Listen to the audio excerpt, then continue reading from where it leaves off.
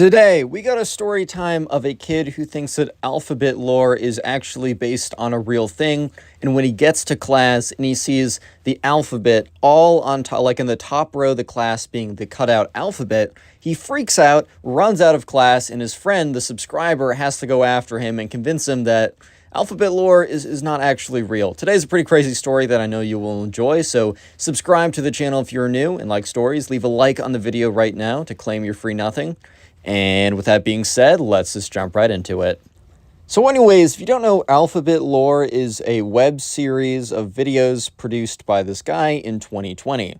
Anyways, though, the kid in this video, he basically over the winter break discovered the Alphabet Lore videos and got like really into it, and also thought that it was like talking about something that happened in real life. Like he got himself to the point where he was convinced that this was like based on a true story. I don't know, man. I feel like, oh my God, why would someone ever lie on the internet, guys? Everything on the internet is true.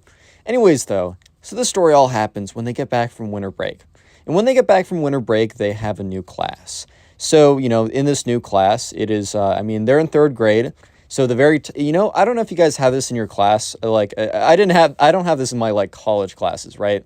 But especially back in like second grade, third grade, fourth grade, you know how there'd be like cutout letters like in the top, like the entire alphabet's like in the top of the, like the very top of the class or whatever, cut out along with like maybe a globe and maybe, I don't know, a grammar chart or maybe multiplications, timetables. I don't really know. But anyways, the important thing to know is like the alphabet is all on the top of the class, as this will be important later on. So anyways, right, the subscriber meets up with his friend. We're just going to call this kid Ben, who thinks that alphabet lore is actually real. And so anyways, they meet up together. They kind of like talk about what they were doing. And Ben is just going on about like, well, like, basically just spamming about, like, alphabet lore, whatever that is, and the subscriber's like, okay. The subscriber knew it was, like, some web series that was hosted, like, I don't know, on the internet, but he didn't really think much of it. Like, he was like, oh, I guess it's fine. Like, I guess. I don't even know, man. But anyways, right, so sure enough, they walk into class, because they have a class together. And I don't know about you, but I always, like, thought it was really cool when I had a class with my friend, because I'd be able to talk to someone in there. If I was really bored, I'd have someone to hang out with. It was always cool to have a class with your friend. So the subscriber is pretty excited. But they walk into class, and Ben, right, doesn't immediately notice that there is, the alphabet, right, on the wall. And the subscriber does, but he doesn't really think that much of it because it's the freaking alphabet, dude. Who cares? Like, he doesn't actually expect his friend to lose it because he sees the alphabet. So yeah, they walk into class, and they're just sitting there. And Ben must have looked up and saw, like, the alphabet up there, and he's just sitting there. And he looks like he's going pale. It's like he saw a ghost. And the subscriber looks over and is just like, "Want?" Because the kid is like, his friend is like freaking out. He's like, bro. And the subscriber looks over, he's like, "Dude, what?" And the kid's like, "Oh my God." And he gets up and he sprints out of class. And the teacher, who's about to start class, is like, Ben, where are you going? Where are you out of the classroom, right? So the subscriber runs up to the front of the class and says, "Hey, I know this is our first class together, but can I go after him? Like, that's my friend." And the teacher's like, I guess, but just make sure he's okay and be back. If you're not back in the next 10 minutes, I'm going to have to send out someone to go find you, and, you'll be in trouble if you don't be back by then. So the subscriber's like, okay, cool. He runs out. He's trying to find Ben. And Ben, he just hears, like, sprinting down the hallway. He's like, oh, my God. So he starts running after him. He shouts out, like, "Ben, what is up, dude? Like, why are you freaking out right now?" Eventually, Ben, like, runs into a closet and, like, slams it behind him. And the subscriber hears this, so he walks up to the closet. And he's like, "Dude, like, come on, man. Just let me in. Like, what's up? What's going on right now?" Yeah, so anyways, right, Ben's like, Dude, I can't go back in there." And the subscriber's like, "Ben, open up the door. We're going to go back in there." He's like, "No." The subscriber's like, "Okay. Can you explain to me, like, what happened?" And, Ben's like, Okay. I went online and I found a ritual." And the subscriber's like, "Dude, what?" "You went online and you found a ritual?" Like, okay. And then Ben goes on to say, yeah, it was to it was to summon the characters from alphabet lore and make them real, and I did it. It was like you go at 3 a.m. in your bathroom mirror and you say a bunch of stuff, and I did it because I was like, it's totally not real, dude. And up until this point, I was like, okay, yeah, that's such a lie. But I was thinking, why would someone lie on the internet like that? But like, they didn't show up in real life. But we got into class today, and they were just sitting on the wall, and they were staring. They were, and the subscriber's like, dude, that's just a cutout of the alphabet. Like, you're good, bro. Like, you're good. Trust. Yeah. So at this point, the subscriber's like, bro, are you serious right now? Are you serious right now? Like, really? Really? But he doesn't want to, like, antagonize his friend. He's like, okay, dude, well, I just want to let you know that those are just, like, paper cutouts. You gotta trust me on this. And Ben's like, dude, like, they were, like, looking at me. And the subscriber's like, they were not looking at you. They're just paper cutouts. I need you to trust me on this. And the kid's like, well, how do I not know that you're not working for them? And the subscriber's like, wait, what? Working? Like, how does that even work, dude? Like, legitimately, how does that even work? And the kid's like, well, they might have, like, I don't know. And the subscriber's like, see, look, people lie online. You probably went on some forum and someone was trying to, like, mess around, and I'm not trying to say you fell for it, but maybe you fell for it. The alphabet was there. I guarantee you that the alphabet was there before you did the ritual. And the subscriber says, if I can prove that, will that be enough? And Ben's like, I guess. So anyways, the subscriber has to walk back into the classroom. It's been about 5 minutes. And the teacher looks at him, and Ben kind of like motions for the teacher to come out, and the teacher's just like, what? So the teacher walks out, and Ben is mentally preparing exactly how he's going to explain to her, hey, so my friend thinks that this webcomic online has appeared in real life in your classroom because he did a ritual spell, and I need you to prove that those cutout alphabet letters have been on your wall for longer than before winter break, and then he'll come back in.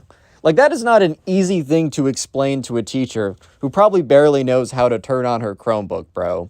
Yeah, but anyways, right, sure enough, the teacher is just kind of like standing there, just like listening to what the subscriber is trying to explain.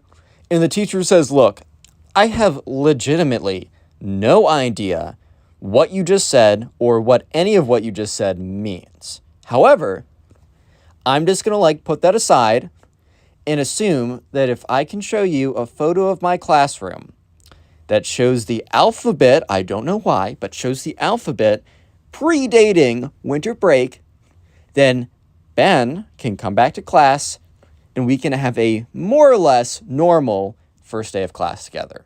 The subscriber says, yes. So the teacher's like, okay. Teacher takes out her phone, looks back, finds a photo from September of that year, so many months before winter break. It shows her like in the classroom. Someone took a photo of her. I think this is like her first year here, so she wanted like a photo on the first day of school in her classroom. And sure enough, the alphabet was like behind her. So they don't rush over, but they walk over to where Ben is in the closet. And the subscriber's like, hey, Ben, I have proof. So Ben opens up the door, and the teacher's like, look, I don't understand what's going on.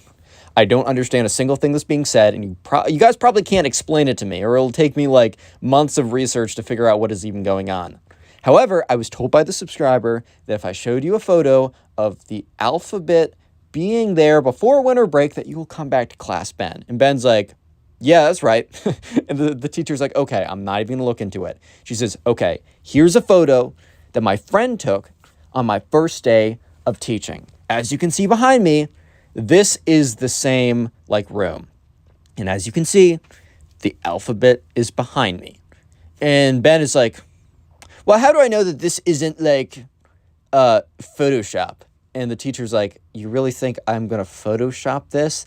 And Ben's like, well, I mean, maybe the alphabet lore characters did that for you. And the subscriber's like, because the teacher looks at the subscriber like, you told me if I showed him this photo, we'd be good.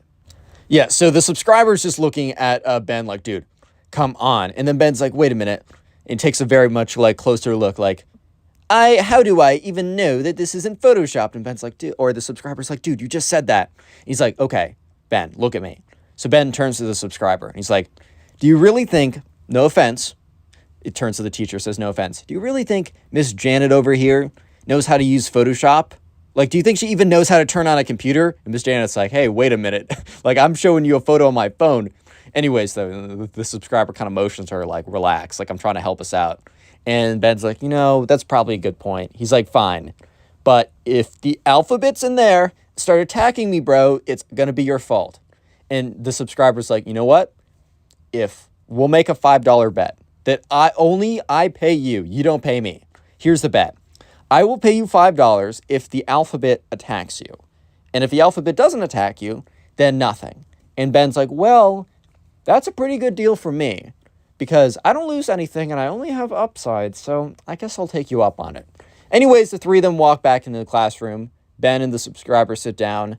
The alphabet does not attack him because he did not actually summon the characters from alphabet lore in real life because doing a ritual online doesn't actually mean anything. And with that being said, if you enjoyed today's video, click on one of the videos on screen right now. And if you're listening on Spotify, well, listen to another podcast and peace. How's it going, everyone? Welcome back to the channel. Today I have a story that my friend told me about where basically his little brother was telling him about this time where basically this kid came into his class and tried to convince everyone that he was Dream. Believe it or not, he wasn't Dream, but it actually turned out to be pretty funny because, the kid really did believe that he could pull it off, but at the end of the day, man, no one was buying it, and it was a pretty good story, so I thought I'd tell it on here. Real quick, make sure you are subscribed to the channel with notifications on. If you don't turn on the notifications, you won't see my storytime videos that I try and upload every single day. And also, if you leave a like in the video right now for a limited time, I will give you literally nothing in return, just because I'm feeling extra generous. And with that being said, let's get right into the story. Alright, so this story was told to me by my friend, and so basically my friend has a little brother, and his little brother is in the 5th grade.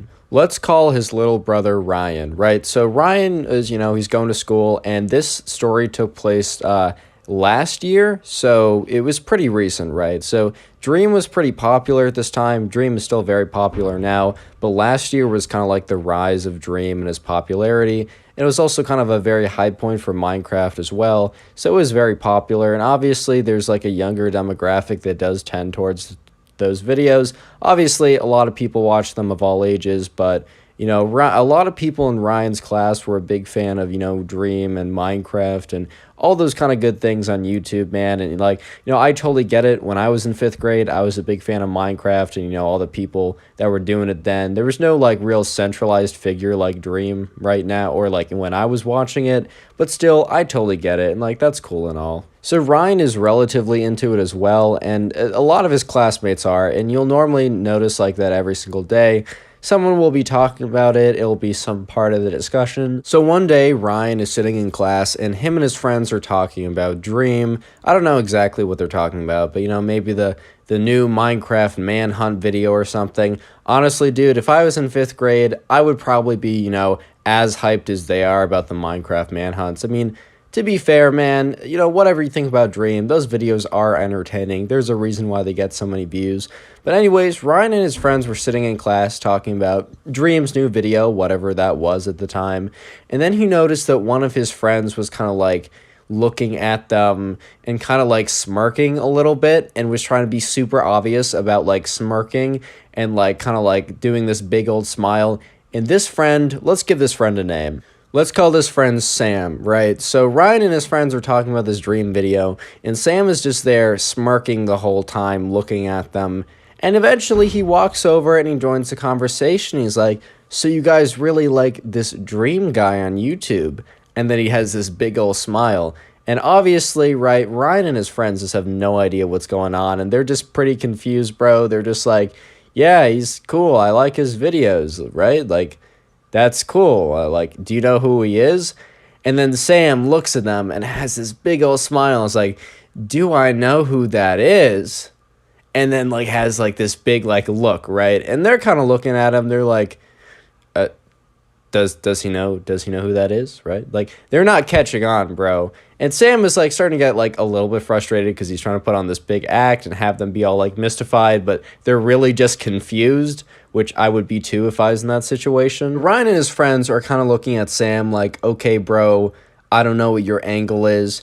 And then Sam looks at them and says, well, I might know a thing or two about this dream guy. And he gives him this big old smile, right? And then Sam says, have you guys ever seen Dream? And they're like, no, he's not done a face reveal. And then Sam looks at Ryan and his friends and he's like, so you guys don't know what this dream guy looks like. So he could look like anyone. He could be anyone. And they're kind of looking at him like, okay, bro, like, sure, I guess. Like, we don't totally get the connection here. Like, we're not totally sure what's going on. We're not catching your drift, bro. And then Sam looks Ryan dead in the eyes and is like, what if I was to tell you that I know this dream guy really, really well? Like, I know this dream guy better than anyone else knows him. And at this point, Ryan was really confused. And Ryan's friends were also really confused because they were starting to realize that he was trying to, like, imply something. And now he's making a claim that, like, he knows this dream guy, which they're like, okay, this dude obviously does not know this dream guy. But they're starting to realize that he's trying to imply that he is Dream, right? Because he just prefaced it with, there's no way you actually know what he looks like, so he might as well be me. So Ryan and his friends are like, they decide to play a little bit dumb because they really want a confession. Like, they want Sam to say point blank that he claims that he is Dream. Like, they don't want, like, to make an assumption, then have Sam be like, oh, like, I didn't mean that. Like, you guys are crazy, right? Ryan and his friends wanted Sam to say. So they're like, we don't actually know what you mean, bro. Like, what are you trying to say? And Sam is like, come over here. And he kind of, like, has them come over. He's like, all right, quiet down. Don't make a noise when I tell you this. Don't be shocked. I don't want to draw attention. And Ryan and his friends are just like, oh boy. And Sam is like, Ryan? And then he says the names of the other friends there. I just don't know, and also just don't care. They're not important for the story, man. I'm sure that they're good people. But he's like, Ryan and friends, insert names, right? I have a confession. And he has this big old smile. And they're all just like, okay, let's see where this goes, bro. Because, like, they're just lost. And Sam is like, Ryan, you know that dream guy on YouTube? And then Ryan's like, yes, I know that dream guy on YouTube. We were literally just talking to you about him for like 5 minutes and you were being all weird. We also talk about him every day. Yes, I know that dream guy on YouTube. Yes. And then basically Sam says, that dream guy? Well, don't tell anyone, right? You have to promise me that you won't tell anyone, but that dream guy is me. And they just look at him like, bro? So they're kind of just looking at him, and I'm going to be honest, none of them believed him, even in the slightest. So they're like, okay, Sam, like, why should we believe you? We've never seen Dream before. You don't really sound like him. We don't think it's you, right? We don't really have any reason to believe that he's actually you, besides the fact that you just told us that you're him. Which we kind of just think that you're saying that because you've been noticing how everyone's been talking about him and really likes his videos recently.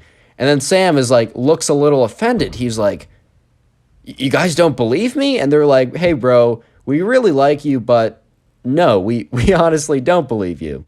So then Ryan and his friends were like, okay, right, we can't really believe you right off the bat, but if there's any way you can prove to us that you're actually Dream, like, we would love to see that because obviously, like, we don't totally believe you, which I hope you can understand. But if you're actually Dream, like, obviously that would be awesome. We love his videos. And look, Ryan's in 5th grade, bro. Like, Ryan didn't believe him, but he kind of wanted to. It would be really cool if one of his friends was actually like his YouTube hero, right? Like, that'd be pretty cool. So Ryan and his friends were like, okay, just come back with proof the next day. And then the next day rolls around and Ryan and his friends are waiting. and they see Sam walk in with a big smile on his face. Sorry to interrupt the video real quick, but if you made it this far into the video, which you obviously did because you're listening to this right now, I would like you to go into the comment section of this video and comment door down below, like DOOR, the thing you enter a room or a building with, right? Just comment door down below. It's kind of like a fun community thing we do just to see who actually watches the videos. And I've been trying to heart as many of those comments as possible. So if you want the top commenter achievement next to your name, go ahead and comment it down below. There's a good shot you'll get a heart this time, if not next time. And you can always comment it on old videos. I just comment heart whatever I see. Anyways, with that being said, let's hop right into the story. Right, so Ryan and his friends kind of get together because they see Sam walk in. Sam looks at them, and Sam has this big smile on his face. So Ryan and his friends were like, oh, wait, is he smiling because he actually has proof? And then for a second, they're like, and if he actually has proof, does that mean he's actually... Because look, let's be fair, bro. In 5th grade, I believed a lot of dumb stuff. Like, I was super gullible in 5th grade, right? So Ryan still didn't really believe it, but... he really wanted to, bro. So he was kind of excited to see what, the proof was going to be because while he didn't believe it, he really wanted to. So Ryan basically goes up to Sam and is like, hey, man, like, how are you doing? Like, do you have any proof? And he's like, by the way, if you were just saying that yesterday, like, we really don't care. Like, it's all good, bro. Like, it's fine. If you don't have any proof, like, don't worry about it. And Sam's like, no, I got proof. And he has a little smile on his face and he walks away. So all of a sudden, right, Ryan is like, oh my God, wait, he actually has proof? Like, he has to be... Ryan kind of jumped to conclusions. So what Ryan ended up doing is he told his friends this, and his friends were just super excited because, they in the back of their minds, they really thought it'd be super cool if they were to know Dream in real life or something. So they ended up telling, like, the entire class that Sam was Dream and he had proof. Right, so when Sam eventually finds Ryan and his friends again, basically the entire class comes over and more or less crowds around them. And all of a sudden, Sam's face, which used to be kind of like smug and like, ha ha ha, like I got proof, he seems to be evidently a little bit nervous because all of a sudden, it's not just Ryan and his few couple friends, it's basically like 70% of the class is just waiting for this proof. So all of a sudden, like, Ryan is like, okay, Sam, like, I got some other people here that are big fans of Dream. Like, it would be really cool if it's actually you. We're super excited to see the proof. And Ryan's like, Sam is like, yeah, no, of course. I mean, I'm planning on, I got you. Yeah, and then Ryan's kind of like, Sam? Everything okay? Because Sam was like really wavering at this point. Sam's like, yeah, no, I got the proof. Let me just go get it. Let me get the proof. At this point, Ryan kind of realized that something was up because Sam was being very, very evasive and he obviously was not confident at all. And he kind of thought that he just kind of like ran away to like recollect his thoughts or whatever. And obviously, if you're actually Dream and you're just trying to show someone that you aren't going to be super nervous about it because you're you, right? But anyways, right, so he's kind of like, okay, this is probably nothing. But he still wants to see it through. He's still kind of interested to see what Sam had in the first place. So eventually, right, Sam comes back. And I would say, I was told that, like, I'd say like a third of the group was still there. So still more than Ryan and his initial friends, but a lot less of the classmates. So all of a sudden, right off the bat, Sam is a bit more confident to show his proof. So he goes up to them. He says, hey guys, sorry about that. I just lost the proof for a second. Here's the proof that I'm actually Dream. So he pulls out his phone and he shows a text message conversation. And the text message conversation is basically reads like, oh, when do you want to play Minecraft next? I want to record a Minecraft manhunt video. And if you look at the contact name says George Not Found, which if you don't know, that's the guy that Dream, the Minecraft guy, normally plays with. But right off the bat, everyone was like, whoa, whoa, whoa, whoa, whoa. If you're actually right, if this is actually George Not Found, Dream wouldn't have his contact labeled as his Minecraft username, right? So all of a sudden, they click into, like, they say, hey, can I see that for a second? And Sam's like, but he was too late. And one of the friends actually grabbed the phone, right? And when they grabbed the phone, they clicked into the contact to see what the number was. So they click into the number, and obviously it's a number that, they didn't necessarily recognize off the bat. But then Ryan realized that the area code was the same area code of like people in his classmates. They all didn't live exactly in the same place, but it was a familiar area code. So all of a sudden, obviously, there's a ton of red flags at this point. First of all, his proof is a text conversation, like, come on, man. Second of all, the contact is George not found. That's like if my mom had my contact as Connor Pugs, like, bro, that's just not how it's gonna work, right? So then Ryan decides to just call the number. He's like, hey, I'm just gonna call this number. And at this point, Sam was sweating. He's like, oh no, George is asleep. He's in England or whatever, right? Which obviously is not the case because it wasn't even like a British area code. It was literally the area code of like 20 minutes away from the school, bro. But anyways, they call the number and then they hear a phone buzz in class.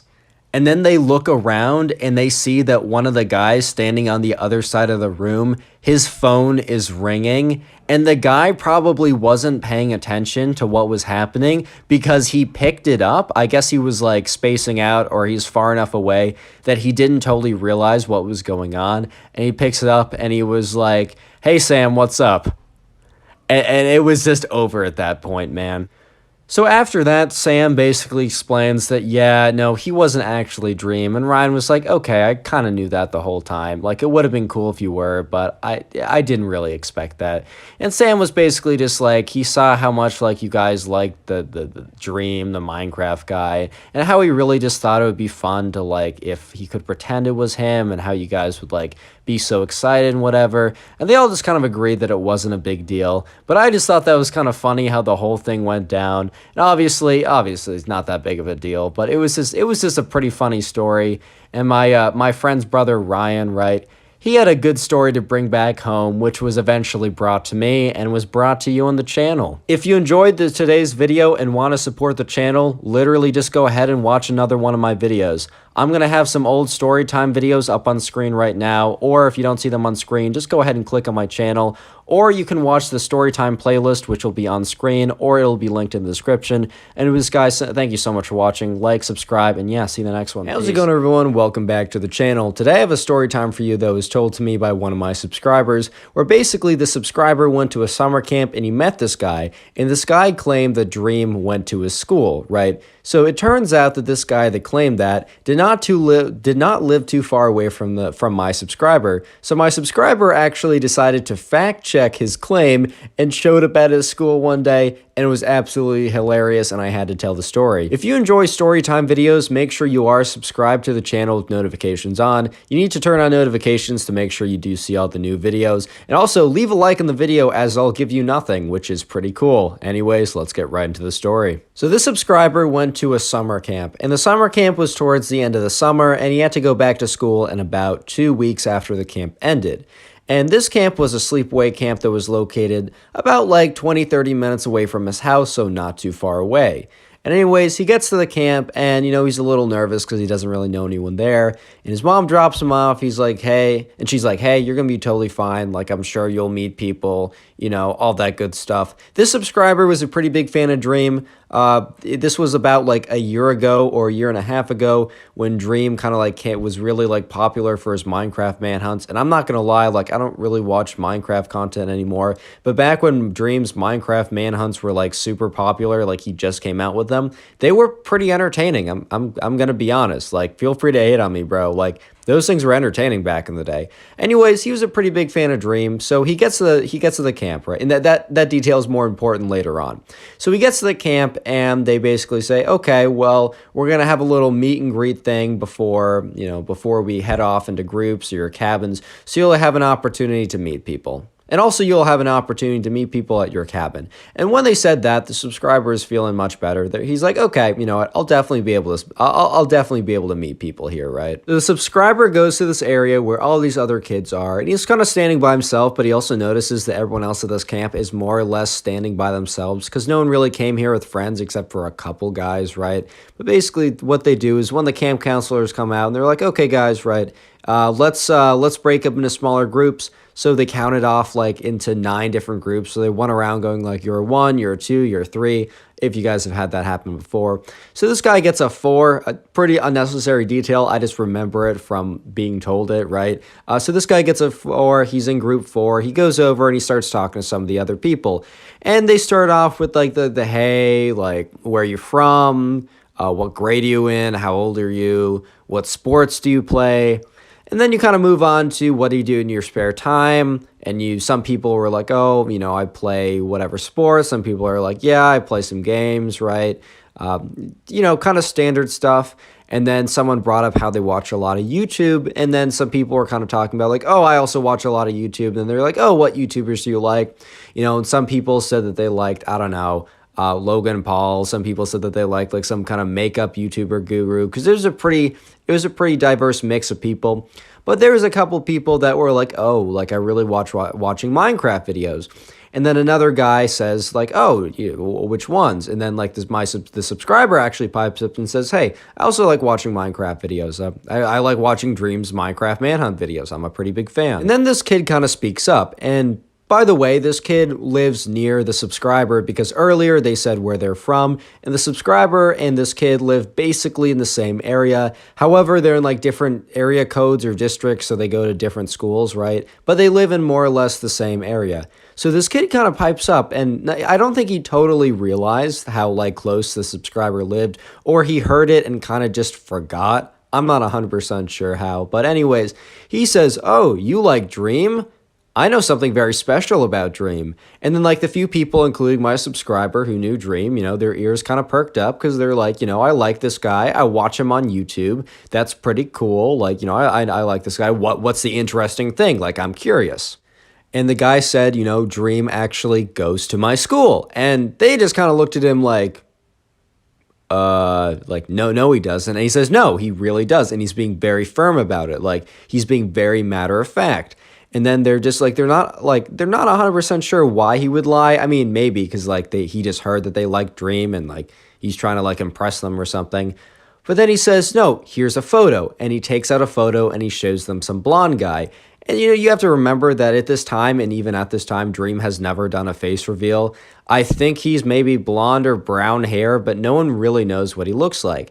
So they're all like, okay, dude, we don't actually know what Dream looks like, but that could be him. The subscriber was thinking to himself, well, that could be him, I guess. Like, I don't see why it would be, but I also don't see why it wouldn't be. So if he's being so like, if he really thinks so. Anyway, so the breakout group ends, and then they're asked to go to their sections, which they were told in the beginning. Basically, that's where their like sleepaway camp area is.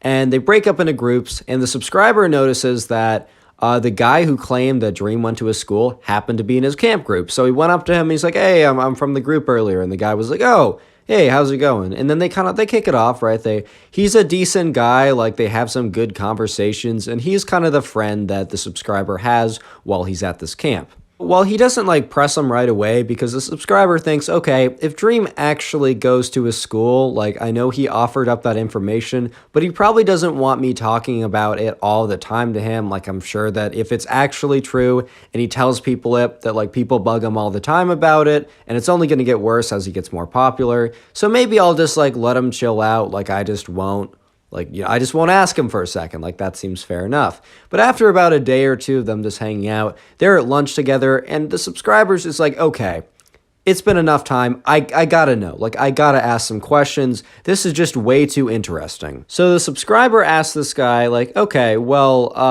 how do you know that it's actually Dream? And so this guy goes on to say, like, Dream goes to my school, and I knew him for a long time. I was never super close with him, but, he was just telling people like that he had this channel and that he was posting videos about PewDiePie's seed back in the day before those videos blew up in popularity. So like he told people to subscribe and such, and then I did. But then his videos started getting really popular, and I just knew about it before. And while he didn't really go around telling people this afterwards, I was just one of those guys that he told before, because I totally had a class with him, and yeah.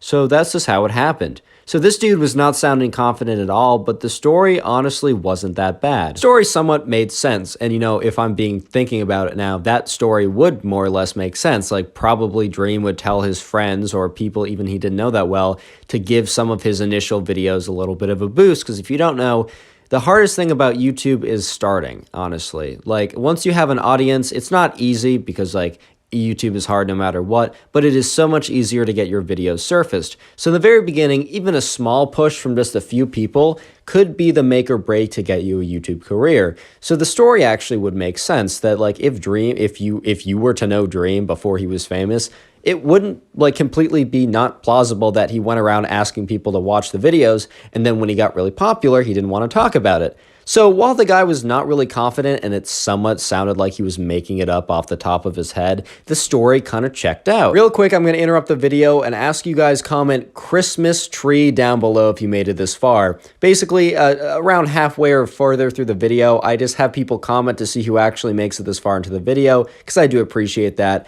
We're kind of going on a Christmas theme, so yeah, comment Christmas tree down below. I also heart as many of those as I can. I don't get to them all, but I do my best. So if you want to farm hearts and try and get top commenter on the channel, that's the best way you can go about it. And also, if you want to DM me a story and appear on the channel, my Instagram is linked in the description, or I give the handle, and just send me stuff there. With that being said, let's get back to the story. Anyway, so the subscriber at this point was not convinced, but he also was not convinced that it was fake. He was kind of torn. The story made sense. The guy had a lot of conviction, and he did show a photo of some random blonde guy, which maybe was Dream. He was very confident about it. The story made sense, but he also wasn't sure because, one, it could totally be something you could fake, and also, two, when asked more questions, he was not confident about it. He felt very shaky and the story sounded a little weird. So anyways, the subscriber is kind of confused, but he goes on just being friends with this guy and hanging out because while he's a little, suspect about this claim, the dude's actually not a bad guy and he enjoys talking to him. They also have a lot of similar interests. They play Minecraft. They also both play baseball. This dude's not bad. They have genuine connection or whatever. And then the guy, the camp kind of comes to an end, right? It's about a week, and they're about to go home. And my subscriber says, hey, you go to such and such school, right? And because he knew that he lived close. The subscriber lived close to this guy, and there were a couple high schools in his area. He went to one of them, but there were also a couple others. And he was able to choose, he randomly chose one of two, and he knew that if the guy said no, then it was the other one, and he knew that if the guy said yes, well then he said yes, he went to that one. And the guy who claimed that Dream went to his high school was looking at the subscriber and was like, yeah, how did you know? And he said, oh, you don't remember, we both said we lived in the same area. And the guy kind of gets not shifty, but gets a little kind of not he's obviously not geeking, right? He's not geeking out, but he obviously is oh, you know where my school is and we live close to each other? And the guy's like, yeah, maybe I should. The subscriber says, oh yeah, maybe I should stop by sometime. You were a cool dude. Because they're kind of packing up, they're getting ready to go. And the guy's like, yeah, no, 100% totally. We should 100% do that. We should 100%. The guy was really trying to just dodge the question. He was trying to get out of there. And the subscriber was that was definitely a red flag because this guy was pretty reciprocal in their friendship. The dude was not just hanging out with them and trying to avoid him, the subscriber. This guy was actually friends with the subscriber. They related a lot. They had a lot of good times. So normally you would be kind of yeah, 100%. Actually, let's plan a time to hang out. The dude was just 100% avoiding the question. His answers were kind of shaky in response. It was a big red flag. So the subscriber actually had an idea because he really wanted to test the claim of the guy if Dream actually went to a school because one, he's genuinely curious, and two, he didn't really believe the guy, right? And he was interested enough that he wanted to go through with something. So the subscriber tells the guy who said that Dream went to his school, he basically tells this dude that, hey, I'm not too far away from your school. I'll stop by one day. And you don't have to tell me, you don't have to introduce me to the Dream guy, but I'd love for you to point him out. And the guy's like, haha, yeah, that's totally cool. Like my school has kind of a weird schedule, so if I'm not there, like it's just because like I got a weird schedule. I got a lot of things I'm doing, like a lot of random travel and stuff. But if I'm there, dude, 100%. So kind of a red flag of an answer, right? The subscriber says, "Oh yeah, by the way, what's your Instagram?" And the guy's like, "Oh," kind of like happy that that the subscriber's changing subjects. The guy's like, "Oh yeah, no, okay, here it is." So they exchange Instagrams, and then eventually the subscriber's mom comes, picks him up. They say goodbye, and the subscriber basically has 2 weeks before he goes back to school. So he's kind of sitting there. He doesn't really have anything planned for those 2 weeks. It's kind of like an awkward period of time because he has to prepare to get back to school. And it's also like not really enough time for them to like plan to do anything big. So he kind of is just like chilling for the last 2 weeks. So the subscriber decides to look up the school schedule for the friend he met at camp that claimed Dream went to his school. He wanted to look up the schedule for the school. And it turns out that that school was actually starting 2 days earlier than his. He wasn't 100% sure why, but for some reason they just were. And he's like, okay, I'll accept that.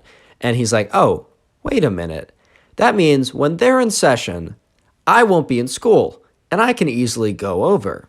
So he looks at the school and he looks it up on maps and he's like, okay, this is actually like a 25-minute walk away. Yeah, it's a bit of a hike for sure, but I'm kind of too invested in this not to go through with this, man. Like, I'm a little bit too invested at this point. So while the subscriber is planning to go, like kind of planning this out, figuring out what day, figuring out like if he's going to eat lunch before or after, trying to like figure out when's the best time to leave, he has the idea and just like casually looks on this guy's Instagram that he met at camp.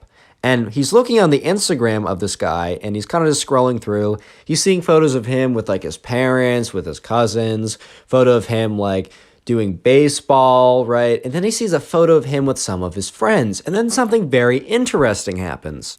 He sees the guy who he met at camp with some friends.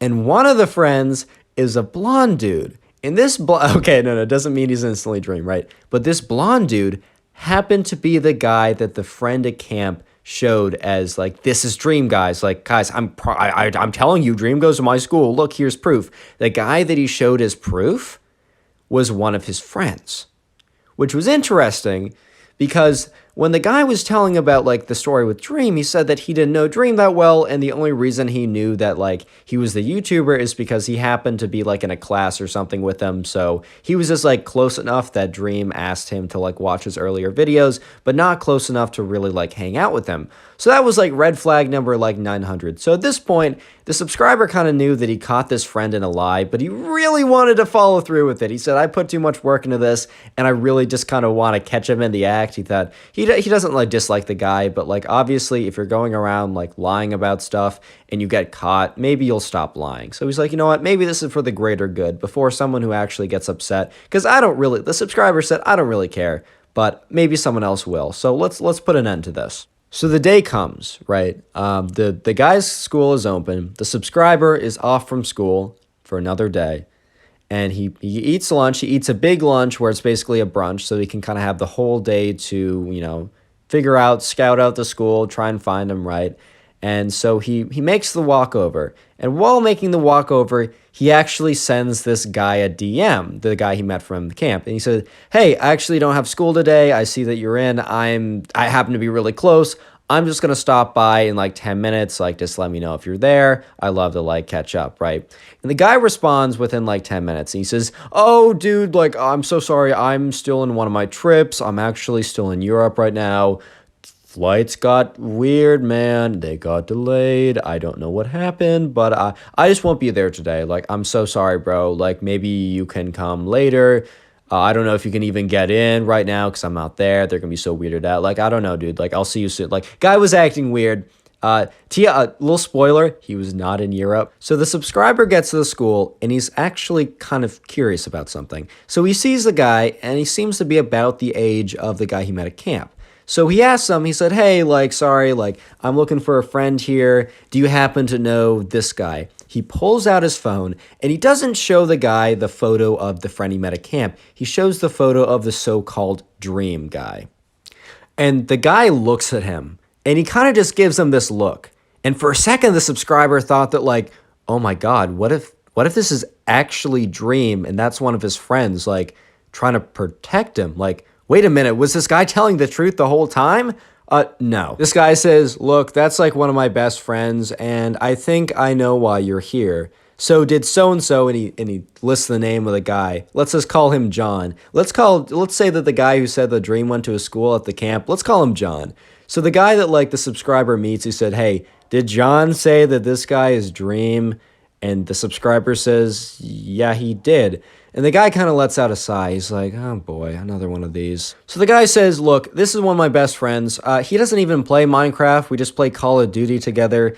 There's no reason for him really to be Dream besides the fact that he's blonde. So basically, John just goes around and tells people that at places where he doesn't think it'll get back to him like an idiot, man. Like, you're not the first person to come here. This has happened before. And my friend was actually confronted by another guy who thought he was Dream. And we told John to stop this, and John said that he won't do it anymore. But he told other people at camp this, so maybe he should expect it.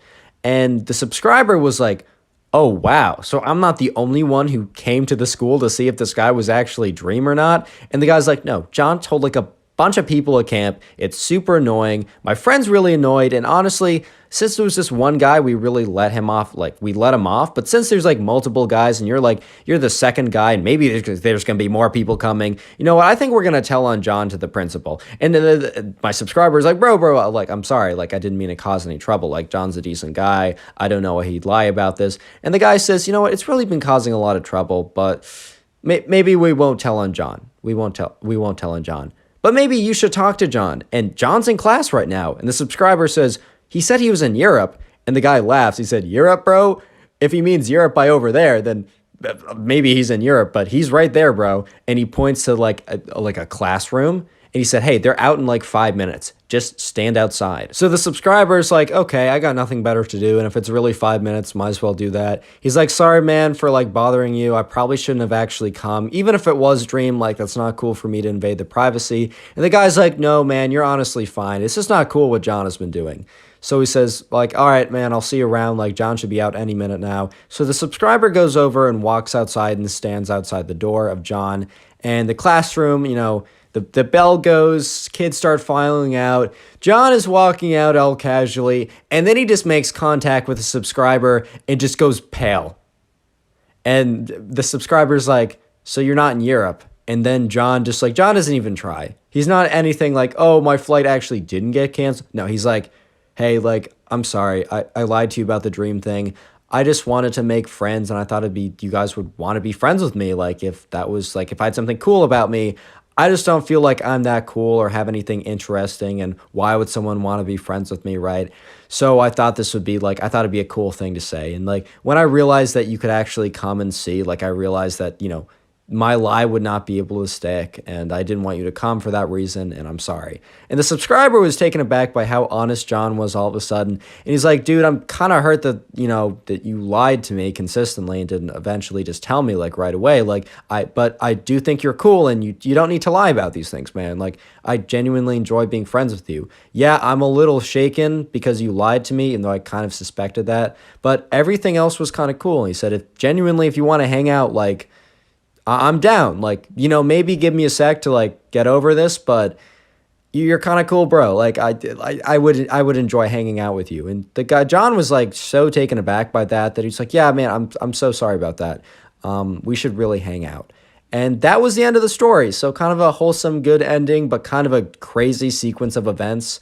And I thought you guys would really enjoy that. If you have a little bit of time and want to support the channel, literally just go ahead and watch another one of my story videos. Watching old story videos really helps promote the channel, and you can do that by watching any of the videos on screen right now, or even more easy, you can just click on the Storytime playlist that has all my Storytime videos together in one place. If you don't see it on screen, it's also first link in the description, so go ahead and watch that. Thank you guys so much for watching. Leave a like, subscribe, and yeah, see you in the next one. Peace. Minecraft kid of, well, I mean, you can read the title. Normally, I tell you guys to grab something to eat, but dear God, please do not grab anything to eat while you listen to this story. Anyways, let's call the subscriber Nico, and subscribe if you like stories anyways. The subscriber who sent in today's story, which you can send it to my Instagram, we're going to call him Nico, right? So this all happened one day when, you know, Nico was in class, and he was kind of just chilling, thought it would be a normal day, but his teacher comes in and announces that today is going to be a really special day, and it's not even going to be a special day, it's going to be a special fun day. So not like, ooh, it's special because we have a massive final exam, but ooh, it's special because we're going to be doing only fun activities today. And it was kind of a surprise that the teachers of the 5th grade, by the way, Nico was in 5th grade when this happened, the 2 5th grade teachers decided that they wanted to collaborate and give their students a break and also make it kind of a surprise. So the teacher announces that the other class, the other 5th grade class, as there were 2 5th grade classes for his 5th grade, the other 5th grade class was going to come into their room, they were going to randomly partner up, and then they were going to do a lot of fun activities today. The entire class was really stoked, and so was Nico, because like, dude, he didn't want to be doing any homework. He didn't want to be doing any math. You know how it is. And to be surprised with like a really fun day, it's just a good day, man. Things are going to be good. So anyways, right, almost on cue within like, as like the teacher said, the other class will be coming in, they hear a knock on the door, and the other 5th grade teacher opens it up and says, hi guys, like, I hope you guys are ready for your surprise today. Everyone is like, yeah, it seems like it's going to be a good day. Well, it's not, at least not for Nicholas, or Nico as we're going to call him, because, I mean, everyone else is going to have a great day, but you already saw the title. You already know how bad this is about to get. Anyways, right, so they were assigned with random people from the other class. And there was this kid in the other class who every single day wore the same creeper hoodie, like every single day without like a doubt. Like he wore the same creeper hoodie. I think you guys know them. It's like, you know, the hoodie that you can buy that has like the creeper head on it and then the creeper design. I mean, look, if you wore that, that's totally fine. As long as you don't wear it every single day without washing it, you're fine in my book. But the thing is, right, this kid either had 7 identical creeper hoodies or he just wore the same thing every day without washing it. And by the smell of it, not by the look of it, you could definitely tell that he was not washing it. And this was the 101 copy.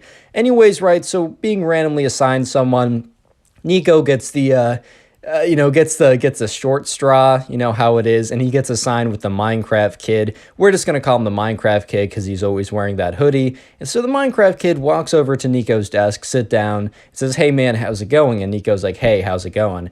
And immediately as the kid sat down, Nico had to like prepare, he had to make sure he didn't like gag on reflex, because there was like an aura of stench. Like the odor probably had a mass that was heavier than the air around it. In fact, it was probably heavier than water. It would be sinking, the water would be floating, like it was that crazy, right? So he sits down and Nico's like, "Ooh, how's it going, man?" And the thing is, right, sometimes kids don't smell that good. I don't know, maybe you just didn't take a shower, maybe you forgot the deodorant. That's totally okay, but normally there's not an aura of stench, you know? Normally they're not so stinky that if you were like 5 feet away, you would smell them. Like, it's normally not that bad.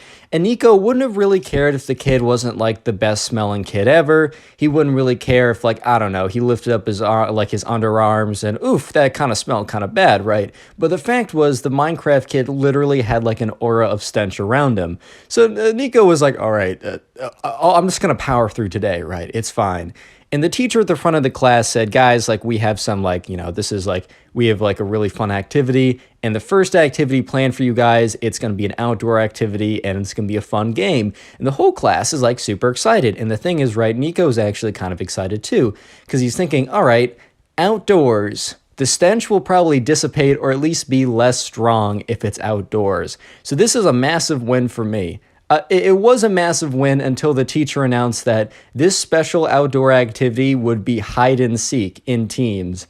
And Nico's just thinking to himself, oh no, oh no, because he realizes, right, hide and seek means that like him and the Minecraft kid with his stench aura, or they're going to have to hide together. Like they're probably going to have to hide together in very compact, close places. And the stench aura, Nico assumes, is only going to get more and more intense and terrible the closer you get to the origin.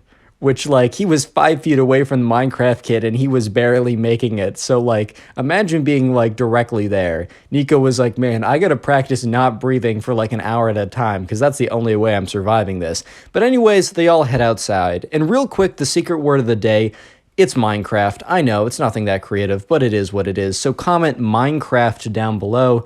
I'll try and heart your comment as a way to say thank you for making it this far into the video. When you guys watch my videos for a long time, it really does help out the channel. And also, if you want to binge watch these videos, make sure to let me know in the comments and I'll try and say thank you back, as it really, really does help the channel. But anyways, right, they head outside and they're preparing for their hide and seek adventure type thing. And so they go out there and the teacher's like, all right, so we're going to choose who is going to be the, the one who's going to seek, and we're going to figure out like everyone else is going to go hide. Nico was praying to God that he was going to be the one, or his team of him and the Minecraft kid were going to be the seekers. Because if they were the seekers, dude, they didn't have, like, Nico didn't have to worry about being in a tight, cramped space. He just had to, like, he could be literally, like, 20 feet away trying to, like, he'd be like, oh, let's split up so we can divide and conquer, which, aka, like, I mean, it is a more effective strategy, but the real goal, the real intention is to get away from the stench aura, because you already know what it is. But no, a different team was picked, and he was like, okay, great. And the Minecraft kid is like, dude, I am so good at hide and seek. I know the best hiding spots. And, Nico's like, let's just hope that these hiding spots are not really kind of like cramped. And sure enough, the Minecraft kid is leading him. He's like, dude, let's go. So they got 60 seconds, or the seekers had to count till 60, and they were counting pretty loud. And the Minecraft kid's like, come on, quickly, quickly. And sure enough, right, the Minecraft kid leads both Nico and him to this spot, and the spot was like, yeah, unfortunately, it was super cramped. So the spot was like behind the building and was behind this bush. And the thing was, right, the little spot behind the bush that like someone could hide in, it was really only a good hiding spot for one person, and it would have been incredibly cramped for two. The Minecraft kid's like, don't worry, man, like I can squeeze in. We totally got this. No one has ever found me in this hiding spot. And Zach is thinking to himself, wow, this is actually a really good hiding spot, because it was. However, the problem is, the better the hiding spot, right, the longer the duration that he's going to have to stay in that hiding spot. And also the longer the duration that, he's going to be in that hiding spot with the Minecraft kid with his like literally like life-threatening stench aura. And he's like, okay, this is going to be the hardest challenge of my life. And the Minecraft kid hops in there. He's like, dude, come on. And Zach is like, I don't know. And the Minecraft kid grabs him by the hand and drags him in. He's like, don't worry, bro. I know this place is good. And Zach is like, whoa. And legitimately, Zach has to wait there for 15 minutes. And Zach is, he's not trying to be rude, but he's like breathing. He like pulls up his like sweatshirt and breathes into it. And that makes the air a little bit less toxic, but it's still really, really bad. And Zach is, not Zach, sorry. That was the guy in the last video. I still have my notes up from that one. Nico is struggling right now. He's just like, he's breathing in air. He's coughing it out. And the Minecraft kid's like, shh, stop coughing. You're gonna get our hiding spot. They're gonna figure it out because you're being so loud.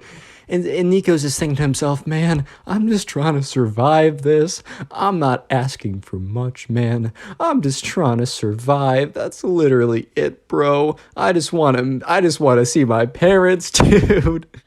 So Nico and the Minecraft kid are just sitting there, and they sit there for legitimately like 20 minutes. And then eventually the seekers come around, and they're around in the bush. And Nico's just like, all right, I'm going to have to sabotage this because this hiding spot is just too good. So Nico like forces out a fake sneeze, and the Minecraft kid is like, no! And the seekers eventually come over and find them. And the Minecraft kid's like, bro, couldn't you hold it in? And Nico's like, sorry, man, I had to sneeze. Like, I couldn't hold it in, right? So then Nico and the Minecraft kid also become seekers, because it was kind of like the zombie tag, where if like one person got tagged by the zombie, they would also become like someone who is it as well. It was like a massive swarm of zombies like that. It was the same thing with this game, where if you got tagged, you also became a seeker as well. And the Minecraft kid was just ruthlessly just going around just like finding people, is like, got you, which, I mean, that's how you play the game. I can't really complain like that. But eventually everyone gets found, and the teachers are like, all right, guys, I hope you had fun with that. We're going to head inside for one last activity before the day is over. And so they head inside and they head back to the tables, and the teachers are like, all right, we're just going to have a nice little like kind of like arts and craft type thing. And they show these big bins with all these art supplies and whatever, right? They're like, all right, man, come up and make whatever you want to make, and just have a good time talking to your new partner, or not your new partner, but your new friend. It's not a new partner.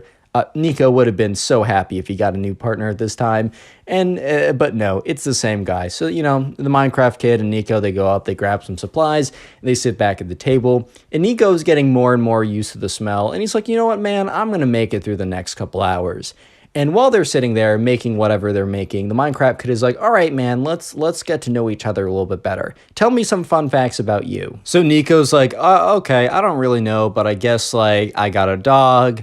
I like to go on hikes. I walk my dog every morning. And when I do that, I listen to music. That's what I do personally. But back to the story. I don't know. I really, I enjoy playing Fortnite with my friends.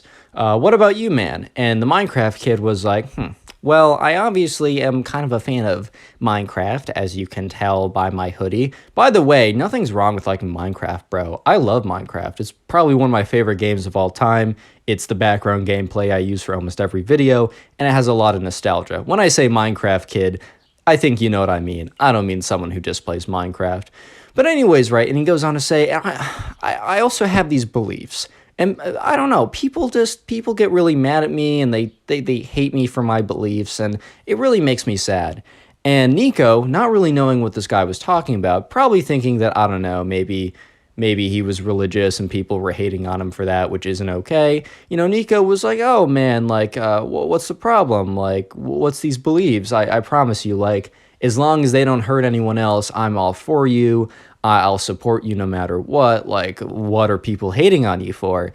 And Nico, or the Minecraft kid, is like, well, I really believe in being natural. I think that we should kind of return, like, there's a lot in our modern day society that, we're straying too far away from like what we were supposed to be. He said, may that be from processed foods or stuff like that. And that's like kind of legit. Like, there is a lot of the food we eat is actually kind of poisonous because it is so far away from what we're supposed to be eating.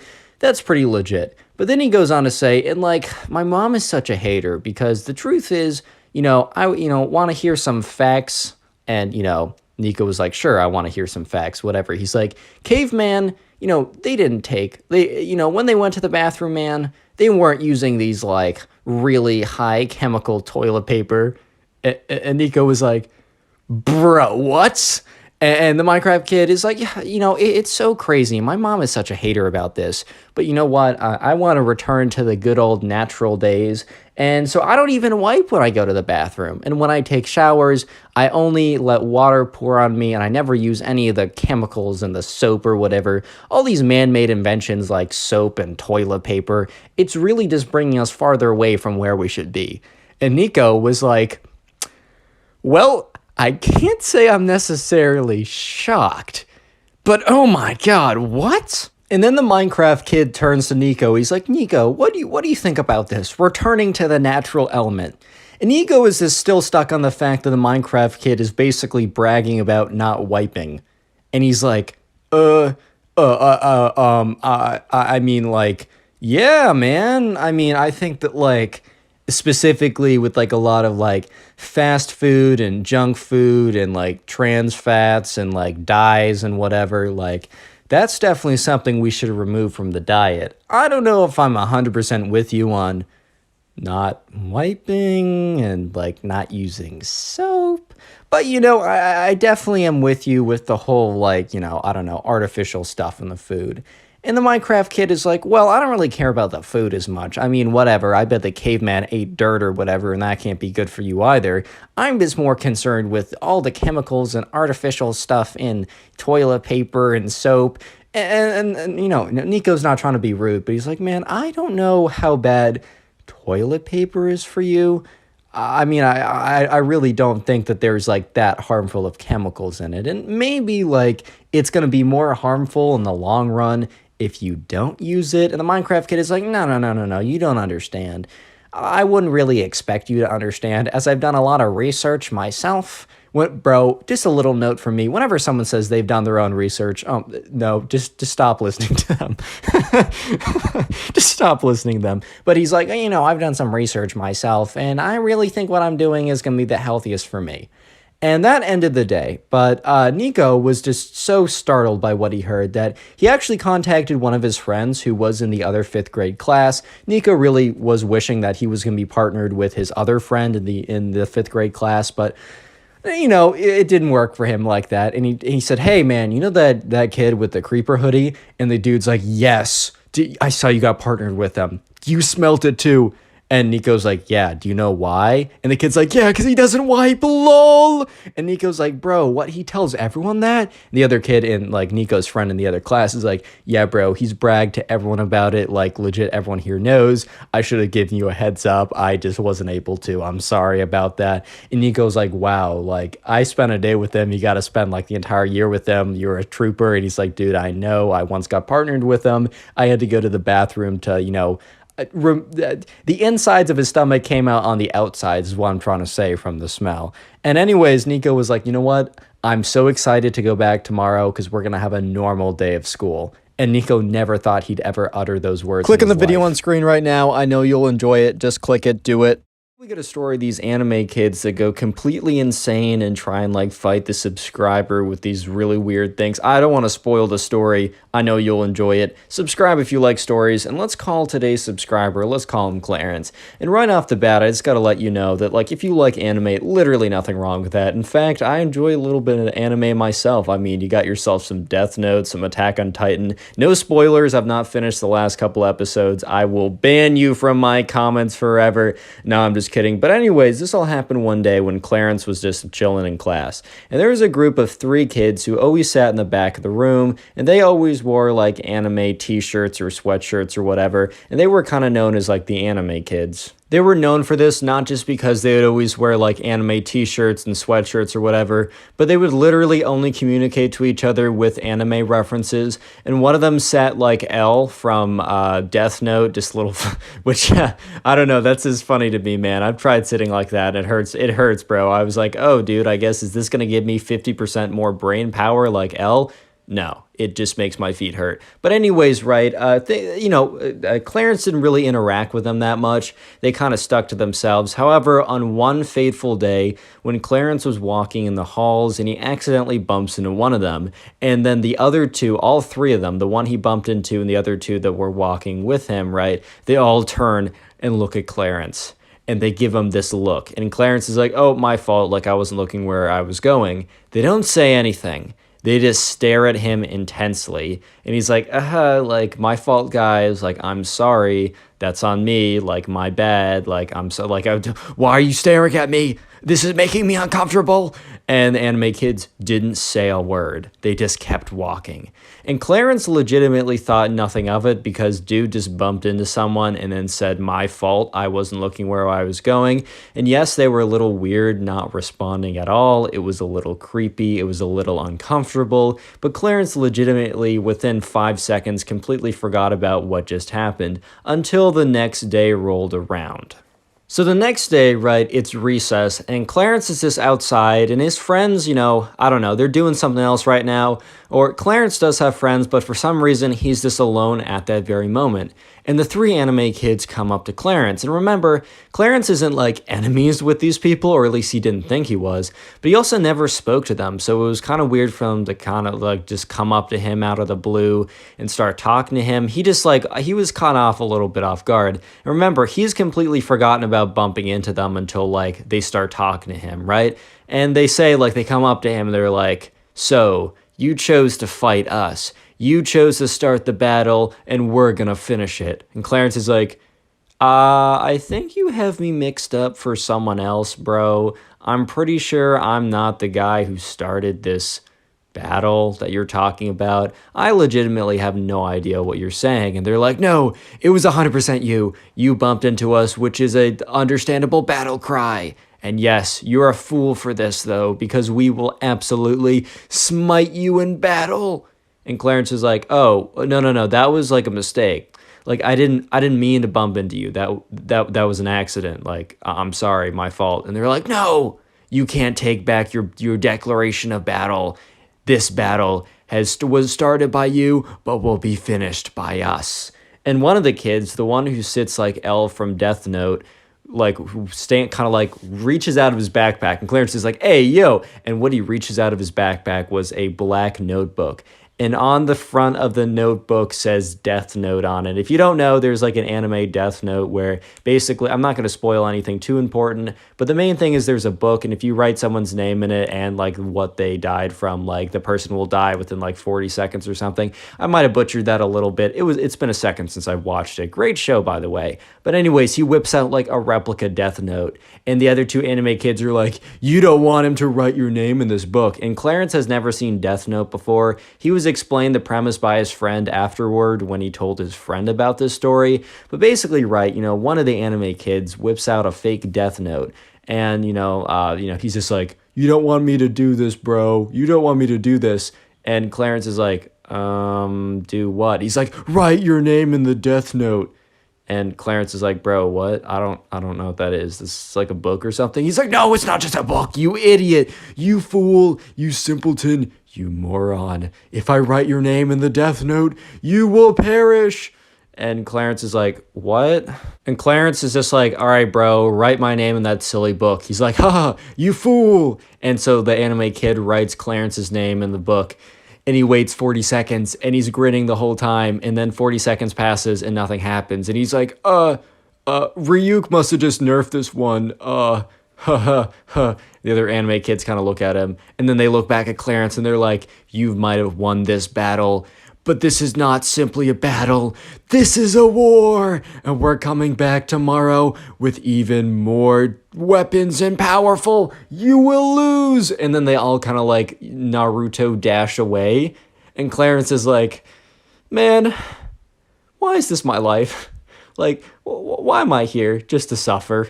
Real quick, comment anime down below if you want to heart in your comment. The secret word of the day is anime. And if you binge watch my videos, please let me know in the comment section. That's the best way to help me, to grow the channel, is by watching a ton of videos. Playlists are in the description to help you watch the videos easier. And yeah, back to the story.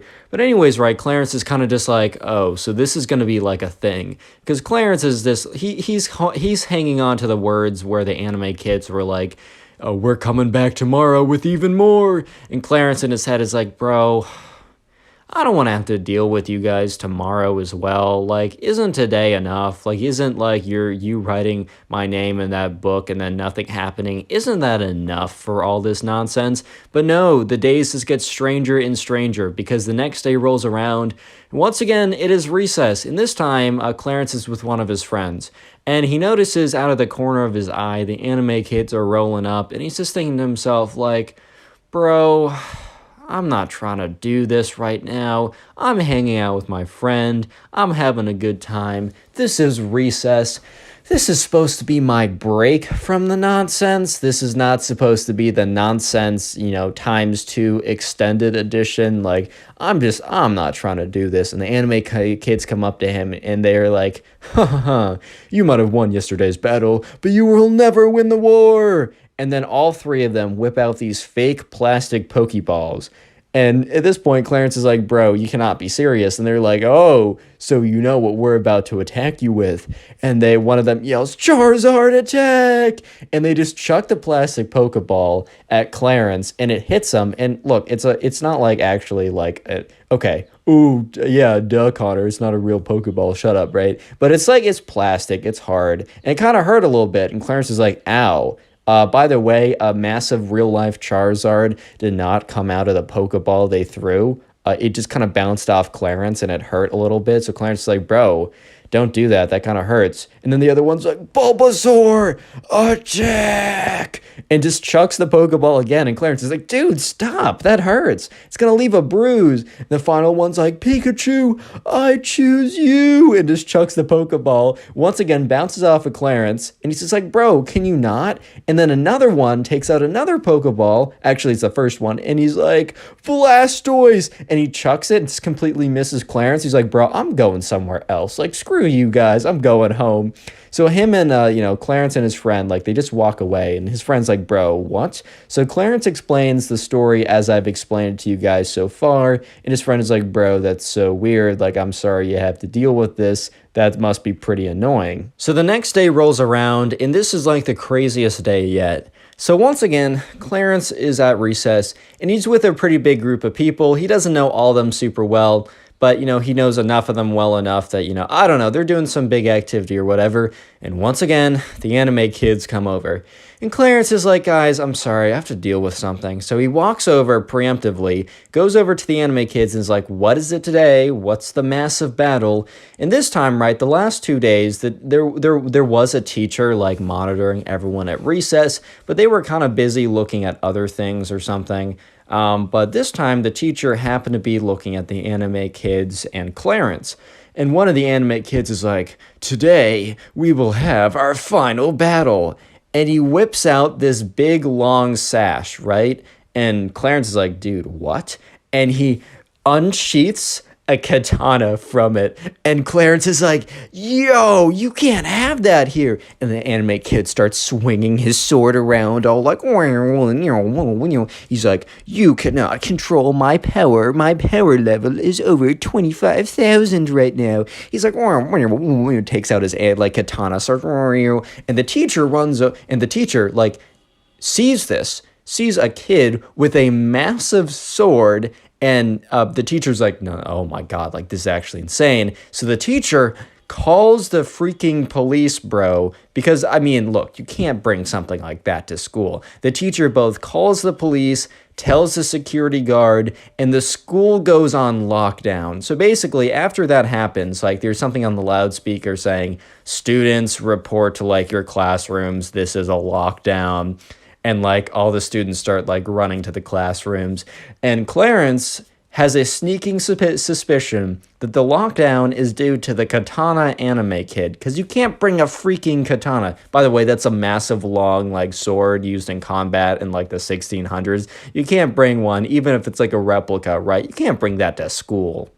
So sure enough, right, all the kids, they're like rushing to their classes, and yeah, Clarence and the anime kid, they do have one class together, and it happens to be like their next class is after recess, so yeah, they all go to the same classroom to lock down, and dude, the anime kid who has the katana is legitimately sitting in class with his katana, like it's in his like container or whatever, but it's very obvious, right? So they're all like in lockdown. They're all sitting in their classrooms. They're kind of all like sitting in the corner of the room with the shades drawn. I'm sure you guys have at least had like a lockdown drill before, or maybe if you're not in the States, you haven't. But basically, right, you have to go in your classroom, lock the doors, and just keep everything like very still and as if no one is in there, right? So eventually, there's a police officer that comes around unlocking each of the doors and going in and assessing the situation. And the police officer eventually comes to their door, knocks on it, opens it up, and sees, right, the kid with the katana. And the police officer points at the anime kid and says, hey, I'm going to need you to come with me. And the anime kid stands up and he doesn't grab his katana because he's obviously not going to walk over to the police officer with a katana, right? And the police officer's like, points to the other officer, like, go grab that. So the officer kind of like walks over, grabs the katana, and the anime kid is like, no, that is my weapon of choice. And the police officer's like, yeah, that's also the reason why we're doing this. And I don't think the anime kid knew that that was the reason why they were having a lockdown until then. Even Clarence was pretty sure it wasn't because of the anime kid, but he had a sneaking suspicion. So Clarence is like, oh, uh-oh, look at who won the war, bro. Nah, he wasn't like default dancing yet. Just give him a second, though. So eventually, right, the kid walks out and the police officer has a talk with him outside. And Clarence, like, presses his ear against the wall, and the walls of the school are pretty thin, so we can more or less hear what the police officer is saying. So the police officer is explaining to the katana anime kid that, dude, you cannot bring an actual weapon to school. That's insane. Like, look, it's like, yeah, I get it. It might be a replica, but it's still very sharp and it could really be used like super dangerously. And that like, bro, it's super, okay, the officer didn't say bro, but like the officer was saying, It's super clear that this is a rule, that you can't be bringing this to school. Why would you think that this is necessary? And the anime kid starts to say, we were about to enter an anime battle or something like that. And the officer said, what, you were going to like use this in combat against another student? And the anime kid was like, well, now that you put it that way, I mean, the anime kid was slowly understanding that he messed up big time. The officer's like, I thought you were just bringing this in just to show it around. You were going to use it in combat against another student? Like, this thing might be a replica. It's still very sharp. You could definitely actually do some damage with this. Do you understand? Do you understand why everyone had to lock down? And the anime kid is like, well, I don't understand why everyone had to lock down. It's not like I was going to use it. And the officer's like, you just said you were going to use it. And the anime kid was like, yeah, but just on one student. And he's like, so you're going to use it on a student? And the anime kid's like, well, everyone doesn't need to lock down if I'm not going to like enter anime combat with them too. And the officer is just completely speechless. So the officer's like, all right, come with me, and kind of motions to the security guard to come with them. And they walk him over to the, the principal's office, or it's some kind of official place. At this point, Clarence was obviously not in earshot to hear what went down, but TLDR, because he did hear from other people and just kind of like figured it out. The anime kid got suspended for 2 weeks, and he was now, after this point, on extremely thin ice. If he even sneezed in the wrong direction, right, he was going to get in big trouble. For some reason, right, the anime kid never said that it was Clarence when he was being, like, interrogated. He refused to say the name of the student that he was fighting to keep the anonymity, oh my God, you know what I'm trying to say. He's trying to keep, like, I don't want to reveal my fellow soldiers and also my opponent in battle. I have respect for him or whatever. So Clarence never was a part of this. He never was asked in, and he also was kind of lazy, so he didn't feel like getting involved, and the kid was going to get in trouble one way or another. But after the fact, the other two anime kids that didn't get in trouble came up to Clarence, and they're like, you think this is over? You think you can vanquish one of our allies and get away with it? And Clarence is like, bro, I literally did nothing. I just stood there, and he just self-reported. That's not on me. And they said, no, this is on you. You better watch your back, because we will strike again. Vengeance will be ours. And to this day, the subscriber was telling me over on Instagram, which is in the description, that's where you can send in some stories to be featured on the channel. He was telling me that to this day, the anime kids have not, given their revenge yet. So maybe one day they'll have their master plan unfold and Clarence will figure out what the revenge is. But until this day, they are yet to strike. So yeah, you might be seeing a part 2, maybe. I Click don't on know. the video on screen right now. I know you'll enjoy it. Just click it, do it. Today we got a story of probably the cringiest emo kid on planet Earth. This is probably one of the craziest stories I've received in a long time. So sit back, relax, subscribe if you like stories, and let's call today's subscriber who sent in this story, let's call him Logan. So Logan was in the 7th grade when this all went down, and in Logan's class there was an emo guy and an emo girl. Yes, I'm in love with an emo girl type emo girl. And I'm just gonna call them emo girl and emo guy, because you guys know if I have like a billion names for people, I swap them. And even if I have one name, I've even messed that up once before. My brain is very small. But this all happened one day when the emo girl and the emo guy were at recess together, and basically like Logan had recess for a very long time. I know a lot of people don't have recess past like 5th grade, but Logan had it all the way through 9th grade, which is pretty cool. So basically, right, the emo guy and the emo girl every single day at recess would sit at this bench, which kind of was like close enough to everyone else, but also far enough that they weren't going to like get, I don't know, hit by someone on the swing or have to like interact with people. And basically what they would do is they would sit on the bench together and they would be in each other's arms and they would be like, society, no, but they would be like randomly cussing out kids, and like literally some kid would walk by, let's call the kid Ben, little Ben over here, little Benny boy would walk by the emo girl and the emo guy, right? I'm just gonna call them the emo couple. And the emo couple would be like, oh, look at that Ben. He's such like a conformer to society. He's such a sheeple. He's the sheep and sheeple, bro. Like, he doesn't understand our suffering. He doesn't understand how society treats us, because society hates the emo kids.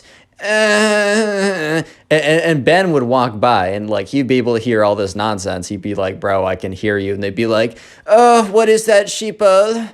And sometimes they would just like get really like aggro and cuss people out. They'd be like, hey, Ben. And he's like, yeah, you suck, bro. And Ben's like, all right, no one likes you guys. And they're like, society keeps hating on us. Bro, why do you think society hates you so much? If you're sending hate out, you're getting hate back at the end of the day. But this all happened one day when Logan made the mistake of getting too close to the emo guy and the emo girl. So the emo couple was sitting on their little bench, right? And they were just like, society, as always. And sure enough, Logan, he sees his friends at the tetherball. I don't know if you guys ever played tetherball back in middle school, but that was the most fun game ever. I would legit play it if I had it in my backyard right now. But his friends were over at the tetherball, and Logan was walking over. And Logan could either take the long route, having to go around the basketball court to the tetherball, or he could pass by on the short route. He'd have to pass by the emo bench, as I'm going to call it, because that's where the emo guy and the emo girl would always sit every single recess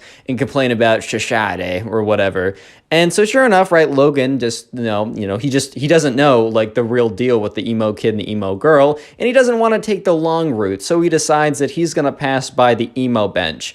And he passes by the emo bench, and the emo kid is like, because he gets kind of close to them, because, I don't know, he's been paying attention, he's just walking, and the emo kid, or the emo guy, I should specify, is like, hey, man, wait a second. And Logan turns around and is like, oh, it's that weird emo-looking guy, like, whatever. By the way, if you dress emo, I really don't care. Like, you can do whatever you want, man. You're good in my book. Just don't act like these kids, and we're chilling, bro.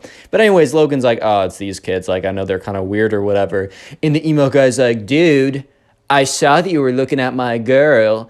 And Logan's like, bro, what are you talking about? And the emo kid's like, bruh, it's obvious. You're in love with my girlfriend.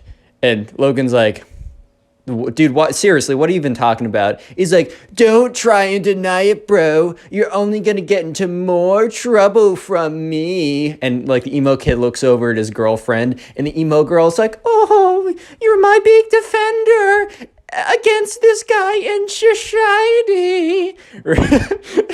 Dude, I'm sorry. I can't do the story with a straight face.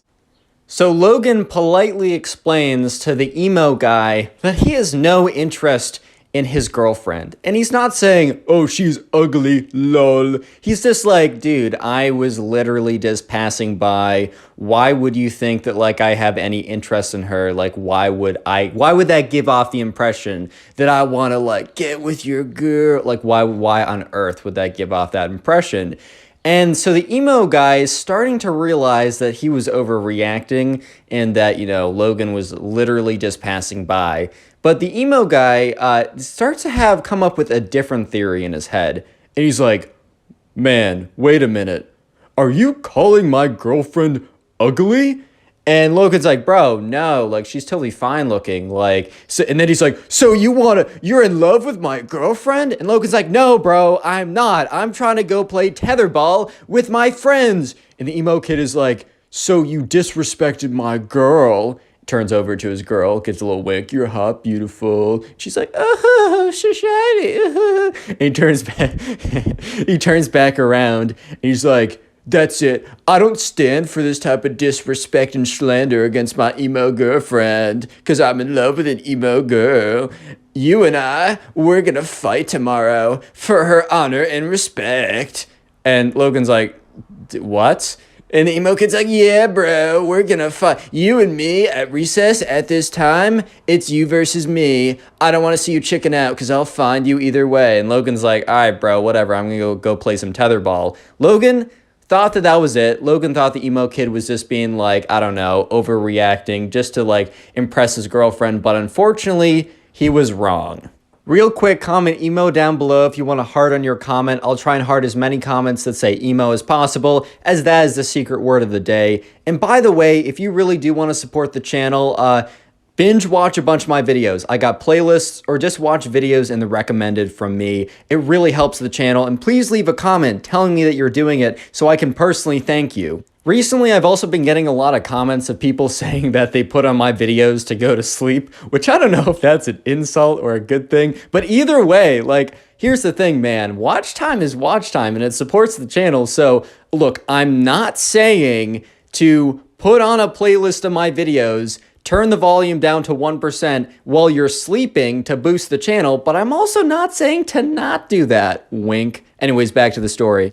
So anyways, right, the next day rolls around and Logan doesn't think anything of it. Yes, in the back of his mind, he's thinking about the crazy experience of when he passed the emo kid bench, but he doesn't really think anything of it, and he really doesn't think that the emo guy is going to, I don't know, oh my god, I got hiccups. But he doesn't think the emo kid is actually gonna do anything, man. Like, he's just like, okay, whatever. He's just trying to impress his emo girl.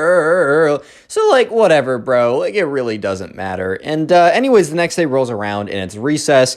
And sure enough, you know, Logan goes out once again to go to the tetherball, because that's where the boys were at. And he had a great day at tetherball the day before. That is a really fun game. I don't know why I keep bringing it up. I just really enjoyed it as a kid. But anyways, Logan goes over and he's just planning on walking to the tetherball, having a good time with his friends. But you know who's standing there blocking his way? Yeah, it's the emo guy.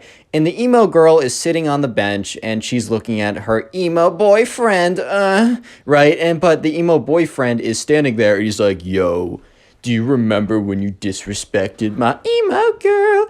And Logan's like, what? And the boyfriend takes out, like, you know, there's like at the Halloween decoration stores, those big like foam fake skull swords. It's like the big gray swords that are made of foam and super bendy, but have like the skulls on them or whatever. So the emo kid must have bought one of those or had one of those already, because he whips one of those out and he's just like, it is time to battle, man. And Logan's just like, bruh, like, what? Man, I'm just trying to play some tetherball, bro. Like, I don't know about you, but... And he's like, no, you disrespected my emo girl. Like, so sure enough, right, the emo kid, or the emo guy, I should be specific, is like, and you will pay the price. And he runs in against Logan, and he takes the foam sword. He starts like going whap, whap, whap, whap, whap. Just starts like beating him with the foam sword. But bro, it's a foam sword. It literally bends on impact. So when he hits him, right, the sword just bends in half, right? It just kind of whaps around. However, he's kind of whapping it pretty hard. He's like pop, pop, pop, pop, pop. So it's like almost like slapping him. And sure enough, Logan's getting kind of little red marks. It's like if someone was like, you know, they're slapping you. I slapped my knee, by the way. Don't be weird. If someone's like slapping you, they might leave like some red marks. They're not going to do any actual damage, though, unless you're in a professional slapping contest and your head explodes or something. But yeah, sure enough, the teacher saw that and is like, hey, you there, stop that. And, you know, the emo kid's like, dude, this guy started it first. And the teacher's like, no, I saw the whole thing. You just came up to this kid and you were just slapping him. Go to the principal's office. You have detention for the rest of recess. And the emo kid looks at Logan and is like, this is not over, man.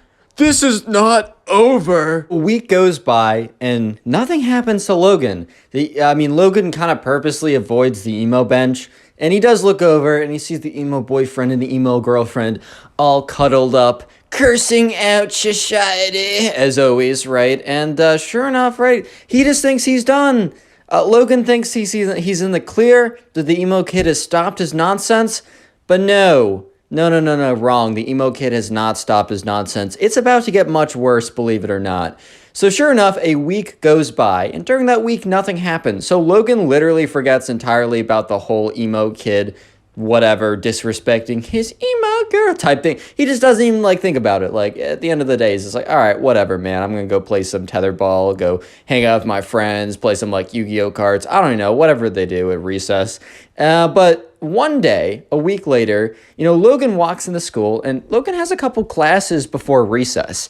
And Logan is just in the hallway, and this big, like, emo-looking kid who he has never seen before walks up to him. Is like, hey, I'm the emo kid's cousin, and I'm gonna beat you up. And Logan's like, oh my God. Because this kid was massive. The emo kid was kind of built like me, like a spooky, scary skeleton. But this emo kid, bro, he was like, I don't know, he was like a linebacker for like, I don't know, the Patriots, dude. He was a big guy. He was big guy for sure. And Logan was pretty medium sized, but he was about to get obliterated by this guy if he actually did do anything. So Logan's like, what? And the emo kid's cousin, who is also emo, he's like the emo, I'm just gonna call him the emo cousin, right? The emo cousin, who is super big, comes up to him and is like, you, me, boxing. Logan's like, bro, am I supposed to be Logan Paul? Like, boxing? Huh? But sure enough, the emo kid's cousin is like, yeah, you, me, recess, boxing. This is for disrespecting my cousin's girlfriend. And he gives him a little shove. And Logan, like, feels the vibrations through his body as he kind of stumbles back a little bit, kind of sizes it up and realizes, oh my God, this is not going to end well. So Logan is kind of struggling to pay attention in class because he's kind of thinking about, what's going to happen at recess. This big guy, the big emo cousin guy, said he wanted to box him, whatever that even meant, but he was a little scared. I mean, he didn't think he was going to do that well if he actually did end up boxing this guy. Just because this guy was big and he was kind of medium big, or he was kind of medium small, to be honest. So he was like, all right, man, I'm not going to do so hot. And Logan really knew that he was in trouble when he walked out, because he walks out of the building to go to recess, as he's trying to avoid the whole thing and maybe hang out with his friends instead.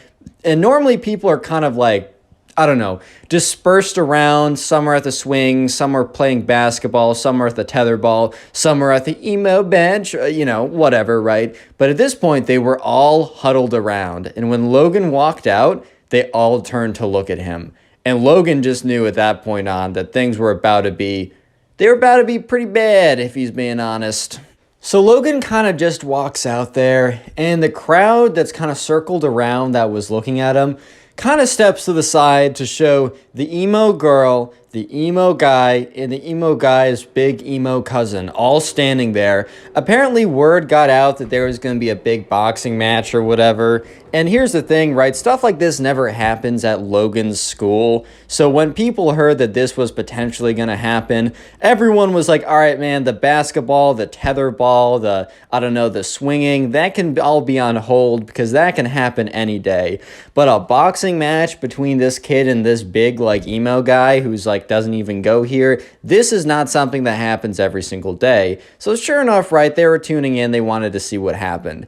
And the emo kid is like, or the emo guy's like, oh my God, Logan, are you ready to get for disrespecting my girlfriend, my emo girl? And Logan's like, bro, I didn't even say anything. And the cousin's like, yeah, you're just saying that because you're scared. Everyone's like, okay, not everyone was laughing. It was literally just the emo kids. But at the end of the day, right, everyone was still watching. And so the emo guy takes out his backpack, because normally you didn't bring your backpack to recess, but for some reason the emo guy brought his backpack to recess. So, that was a little confusing.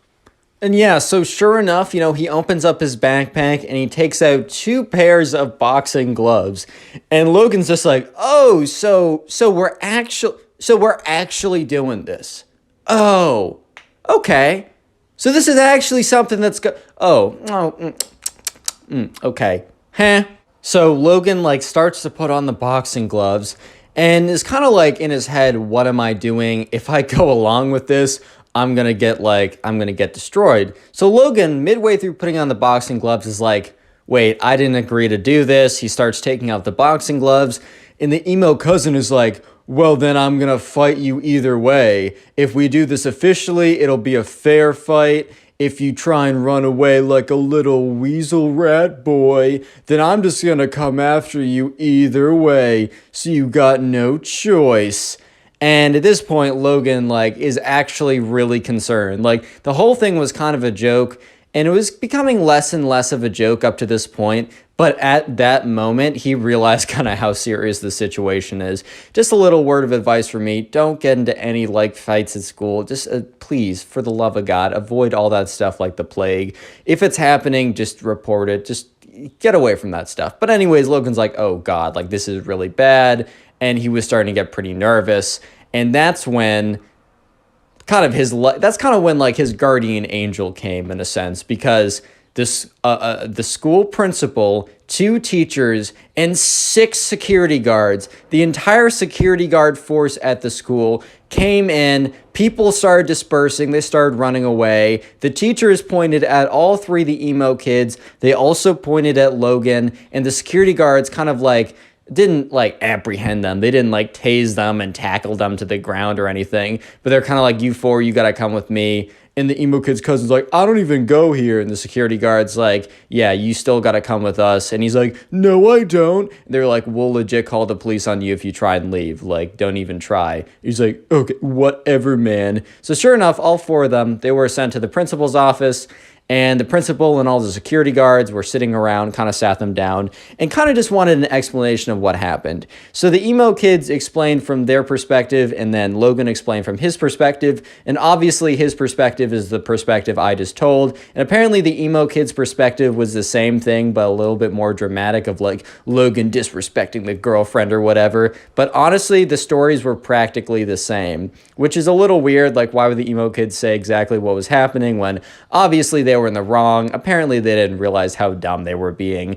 But yeah, sure enough, the principal's like, wow, that's insane. So you might be thinking to yourself, how on earth did they get an entire like security task force and all the teachers and the principals together when they were only out there for like 5 minutes? Well, apparently, since word spread of this quote unquote boxing match, that word spread, like it spread to the principal, and they took it very seriously. So they had an entire team ready, and they were monitoring the situation very closely to see if anything was going to happen. And obviously, if some kid comes from out of school to like try and attack another student, of course they're going to have an issue with that.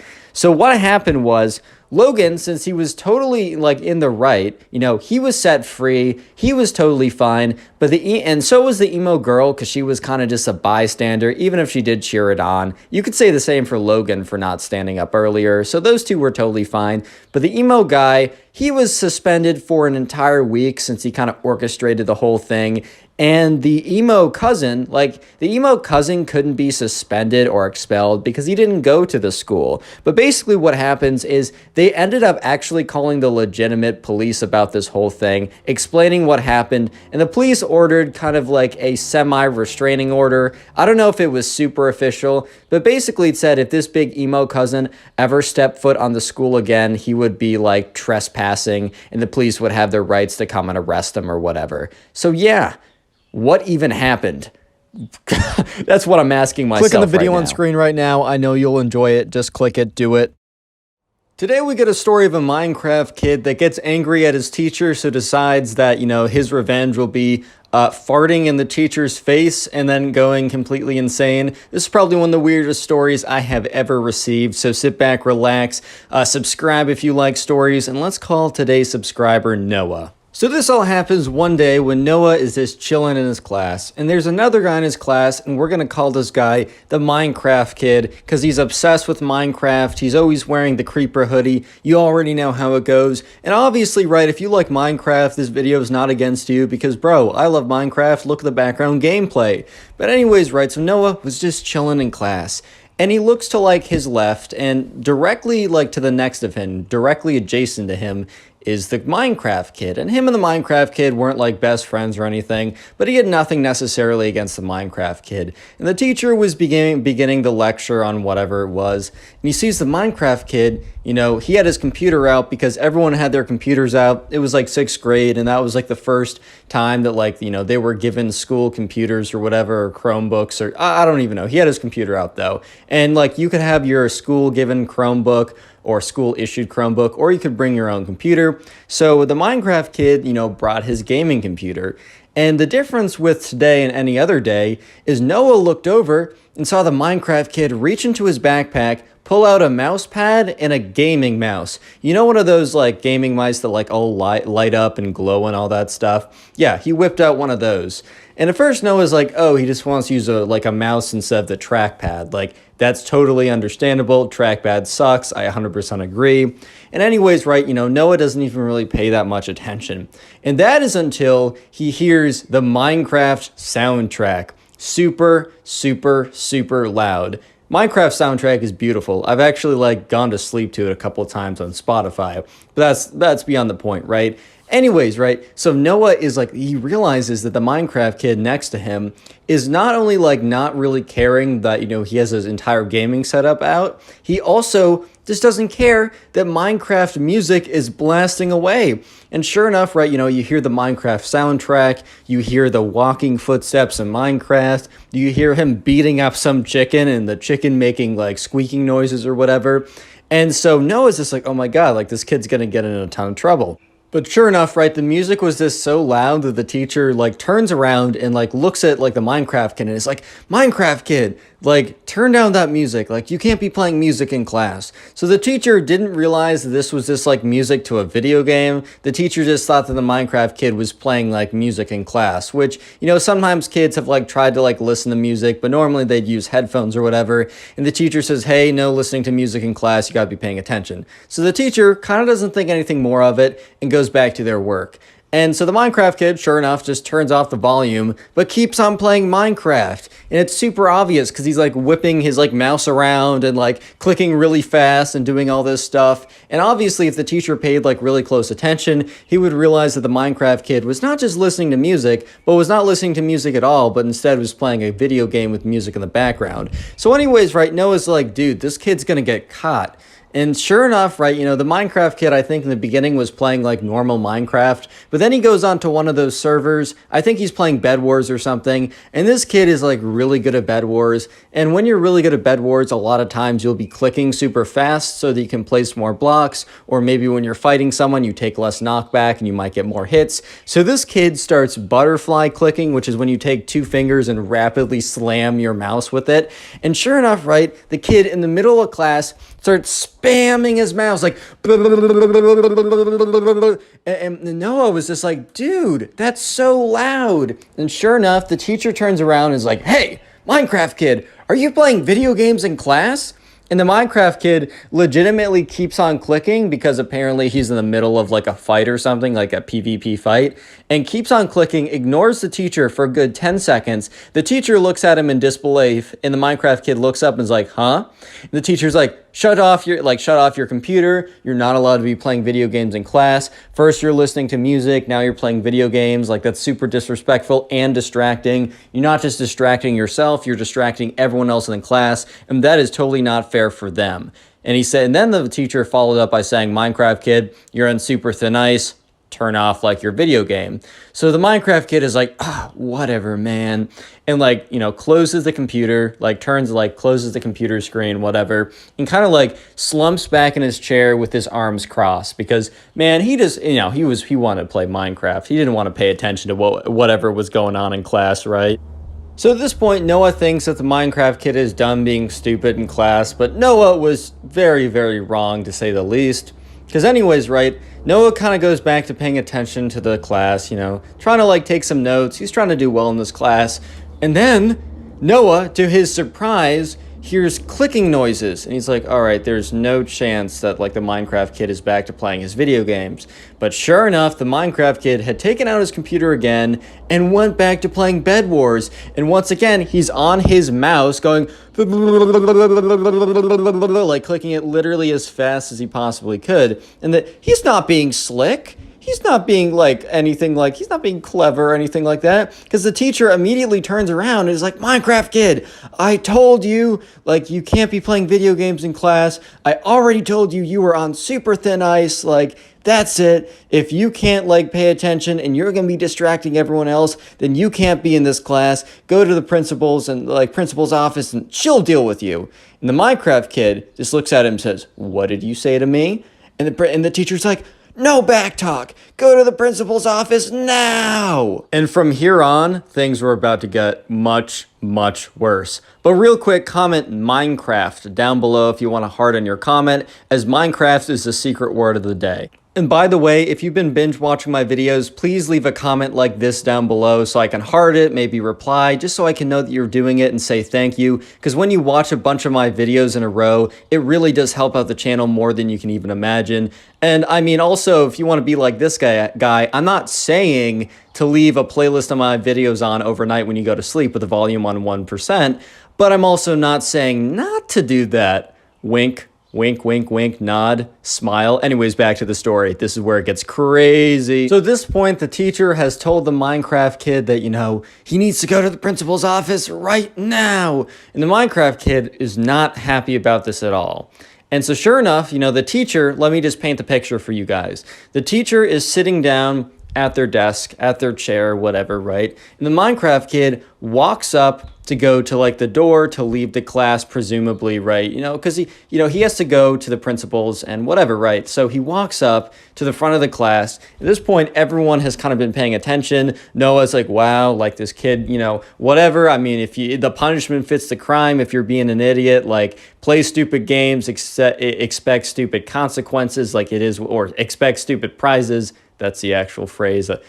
My fault. But anyways, right, the Minecraft kid does something absolutely crazy because he walks up to the front of the class and he slows down as soon as he gets to his teacher. And the teacher's like, keep moving. Principal's office is that way. And as soon as the teacher says, keep moving, the principal office is that way, the Minecraft kid runs over to the teacher. And the teacher, remember, is sitting down at a pretty low desk/chair. And the Minecraft kid stands, whips out a chair, puts it down in front of the teacher. And the teacher is in the middle saying, hey. And the Minecraft kid steps on the chair, turns around, and rips the biggest fart you've ever heard in the teacher's face. Like, this is the most ridiculous thing Noah has ever seen in his life. And in Noah's head, he was like, huh? What? Huh? And the teacher was just as shocked. The teacher's just in a state of disbelief, also a state of stink, because man, the Minecraft kid was eating mega I don't know, he was eating premium beans for the last 7 months before doing this fart, bro. I swear to God. Noah said he could legit smell it from being 20 feet away, and the teacher's like, oh God. And then the Minecraft kid's like, yeah, yeah, yeah, and then runs away. So the teacher is now steaming mad because he's got this big old fart that was just landed in his face. This kid is destroying his entire class. So now the Minecraft kid is like, catch me if you can, and starts running around the class. And the teacher is so mad right now. The teacher is so angry. So the teacher starts sprinting after the kid. And the Minecraft kid is like, nyah, nyah. It just starts running around the class, pushing over chairs to make it harder for the teacher to get. And the teacher's like, that's it. You're gonna be suspended for so long. You'll be lucky if you don't get expelled. I'm calling up your parents and I'm writing a full report. And Noah and everyone else in that class was just sitting there with their mouths dropped super, their mouths dropped open to the floor. They were just like, what is going on? Oh my God. I knew this kid was a little weird, but seriously, what is going on right now? And so the Minecraft kid is sprinting around the class, kind of doing in football where you kind of psych them out and then you go the other way. And the teacher is kind of lumbering around every second that you're running, everything that you're pushing over, every millisecond that you're not obeying me and going to the principal's office, your punishment is increasing by 100%, which really doesn't make a lot of sense because there's a cap. You can't really punish someone beyond expelling them. So what's 300,000% beyond expelled? I don't really know. You tell me. So anyways, right, the Minecraft kid's like, nyeh, nyeh, and then eventually, right, the Minecraft kid accidentally trips on something. The Minecraft kid falls, and at this point, the teacher has made up enough ground to grab the Minecraft kid by the hood of the scruff of his creeper hoodie, and it's like, you are coming with me. And the entire class is so silent, as this is the most ridiculous thing they have ever seen in their life. And Noah is just like, oh my God, do I have a story to tell my mom? So anyways, the Minecraft kid is being dragged out by his creeper hoodie, and all 4 legs are flailing. He's like, no, no, no. And then the teacher goes out the door, slams it shut. The entire class is silent. No one's mumbling. You would have thought that people would have been like, wow, that was crazy, guys. I wonder what's... No. Nope. It was dead silent. Nobody uttered a word. And because of this silence, they were able to hear very clearly the teacher yell, "Hey, get back here!" And within about 20 seconds of them hearing the teacher yell that, they once again see the class door slam open, and the Minecraft kid, with his hair all messed up and his clothes all kind of like ripped up a little bit, runs into the classroom, slams the door shut, and then locks it. Because for some reason, this door locks from the inside, which actually, I guess that does make sense, but he locks it from the inside. You didn't need a key, you just need to press something. And the Minecraft kid goes over to the teacher's desk after locking the door, literally takes his foot and kicks off everything, including like a $500 Chromebook, right? And that kind of breaks on the floor. All the books fall over. The teacher's coffee mug flies off the desk and like smashes on the floor. And the Minecraft kid steps on the teacher's chair and then steps on the desk and is like, "Attention!" I mean, dude, he didn't really need to say attention to get their attention because literally everyone was paying attention to this guy at this point. The Minecraft kid goes on to declare himself as the ruler of the class and that he is now the dictator and they must do what he says. And everyone in the class is just like completely silent because they're just so shocked by the chain of events that just happened. And the Minecraft kid says, "Now, as ruler of the class, you must refer to me as Lord. You will not call me by my name." Let's call him Joseph. "You will not call me by my name, Joseph. You will only call me by Lord." And everyone in the class is just like, huh? This has been like, they're just like, what happened in the last 7 minutes of this class? How did we get from learning about the quadratic equation to this, to having a kid like fart in the teacher's face, run away from them, close the door, slam all their stuff off the desk, and declare himself ruler of the class? How did we get here? So anyways, right, they're basically held hostage by the Minecraft kid because, sure enough, like people come to the door, they're slamming on it. They're like, "Hey, let us in." And the Minecraft kid is like, nobody go to that door. Like, nobody dare do it. And one kid is like, "Hey, like, I got to go to the bathroom." Because at this point, they were kind of like accepting that the Minecraft kid was the de facto ruler, at least for the next like 10 minutes or so. And, the Minecraft kid's like, "No, that's treacherous. You just want to let them in." And the kid's like, "Dude, no, like I really gotta pee." And the Minecraft kid's like, "That's too bad. You should have thought of that before I took over." And the kid's like, "Bro, like, how would I have known that any of this nonsense was gonna happen?" And the Minecraft kid is like, "Too bad, so sad." So at this point, Joseph was sitting in, or Noah, not Joseph, sorry, that's the name I gave the Minecraft kid. At this point, Noah was sitting in class and he was getting he was getting pretty upset. He just didn't want to deal with, the Minecraft kid anymore. He was like, this kid is a menace. He's totally insane. The thing is, Noah's actually trying to pay attention in class. Like, Noah is trying to get his grade back because he was struggling on the first couple tests. So he was really committing to learning the material. And he was getting kind of angry that he was kind of being robbed of this experience. As funny as he thought it was, he really didn't want to have to deal with this much longer. So Noah was thinking to himself, all right, there are most likely security guards at the door, if not some kind of adult that can help us in this situation. Because for the last couple of minutes or so, people have been slamming on the door, "Let us in, Minecraft kid," or "Joseph, let us in, Joseph. Like, you gotta let us in, man. Your punishment will be worse. Or it will be your punishment will be worse the longer this is." And so, at this point, Noah is like, all right, I think I'm just going to make a dash for it. But I got to cover it up so this crazy kid doesn't fart attack me or something. I don't know what he's going to do. I don't want freaking pink eye, bro. That's disgusting. So Noah's like, "Hey, do you mind if I sharpen my pencil?" And the Minecraft kid's not the brightest man ever. So he's like, "Sure, peasant, go ahead." And then he's like, "Wait. No." And then Noah's like, "Dude, what?" He's like, "Ask me again, but you must refer to me as Lord." And Noah in his head is like, all right, this kid freaking sucks, but I'm about to ruin him. So yeah, whatever he wants for his next 30 seconds of rulership. So he's like, "My lord, do you mind if I sharpen my pencil?" And the Minecraft kid is like, fine. peasants, go ahead. And like the Minecraft kid is like sitting on the desk, and he's kind of made it like a king, like a kind of like a king throne in a sense.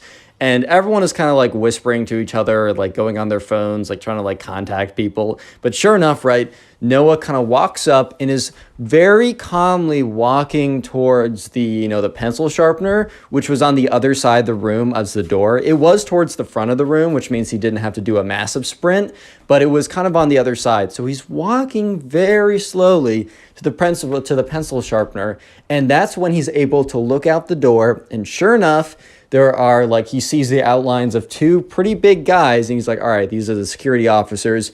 And as the Minecraft kid is like disciplining someone, being like, no, you must refer to me as Lord, because they asked a question or something, that no one realized that was his moment, that was his opportunity. So he changes direction incredibly quickly, sprints towards the door, and the Minecraft kid is like, peasant, what are you doing? And at that point, Noah goes to the door, quickly unlocks it, opens it up, steps aside, and two big security guards run into the room, and they just grab the Minecraft kid. And the Minecraft kid's like, no, my peasants, fight for me. I have been a great ruler. I've been a great king. No. And he's dragged out. And at this point, right, the teacher returns to the classroom, completely out of breath. Her hair is all frizzed up. And she's just like, class, I don't think I have it in me to finish the class today. I will like allow you guys to have recess or break period. I will have to monitor you guys, but please don't ask me to do anything. I don't have the energy or willpower right now. And the entire class was very understanding, as this, when you go to teacher school, when you take the final exam for being a teacher, there's no final trick question of like, what do you do if a Minecraft kid farts in your face and then literally starts a coup and takes control of your classroom? That's not on the final exam. That's not in the job description. So everyone was they're pretty forgiving. What ends up happening, however, is the teacher doesn't monitor them. The teacher just gets another person to watch after them, because the teacher's actually going to the hospital because her eyes and her entire face were feeling weird. What ended up happening was both the teacher ended up getting had to go to the hospital and got pink eye, a very severe case, and got an eye infection. She's totally fine now apparently, but when the Minecraft kid farted in her face, all these gross, disgusting germs got in there, and it could have been really bad. And because of all the nonsense that the Minecraft kid was doing, he was suspended for 2 entire weeks. Honestly, he's lucky that he didn't get expelled, but he was also after those 2 weeks were up, he was invited back to the classroom, and he had to also during those 2 weeks write a paper saying why what he did was wrong and apologize to everyone. And he was forced to read that in front of the entire class. And Noah tells me that it was probably the most awkward experience. Click on the video on life. Screen right now. I know you'll enjoy it. Just click it, do it. Today I got a story probably one of the craziest emo kids of all time, and I've told a lot of crazy stories, so strap in, subscribe if you like stories, and let's call today's subscriber, let's call her Luna. So Luna was a tennis player and was pretty good at tennis, and over the summer, her mom sent Luna to a tennis camp, and this story starts pretty far through the tennis camp. So the tennis camp lasted about 1 week long, and on the last day, which was Friday, all the parents would come and they would watch kind of a tennis tournament of all the kids who were playing and learning how to play and getting better during the week. There would be a big tournament. They would have I don't know, a fake little trophy thing. But the main important thing was that there was a big tournament at the end of the week, and all the parents came to watch. So this story starts on that Thursday. So this is the day before the last day, which is the big event. And this tennis camp took place at a college, so they had access to a college dining hall. And Luna and her 2 friends were walking, to go try and find a table. And Luna's 2 friends said, oh, look over there. Or one of Luna's friends said, oh, look over there. There's a table. So Luna's 2 other friends, went over and sat down at the table. Luna said, I'll be right back. I'm going to go get something. So Luna walks over to the dining hall, grabs something to eat, and is walking back. And while Luna's walking back, she's not really paying attention. She's kind of I don't know, spacing out or looking on her phone, or for some reason she's not paying full attention to her surroundings. So unfortunately, she bumps into this guy, and the guy had a tray of food, and the food, honestly, it wasn't even that bad. The food Sure, like a little bit got on his shirt, but it wasn't like the entire tray exploded all over his shirt and his clothes were soiled and ruined beyond repair. Like, yeah, dude, you got sprayed a little bit. That sucks, but it's time to move on. And Luna was like, oh my God, I'm so sorry. That's so embarrassing. And like, she's like, I'm so sorry. Like, I wasn't paying attention.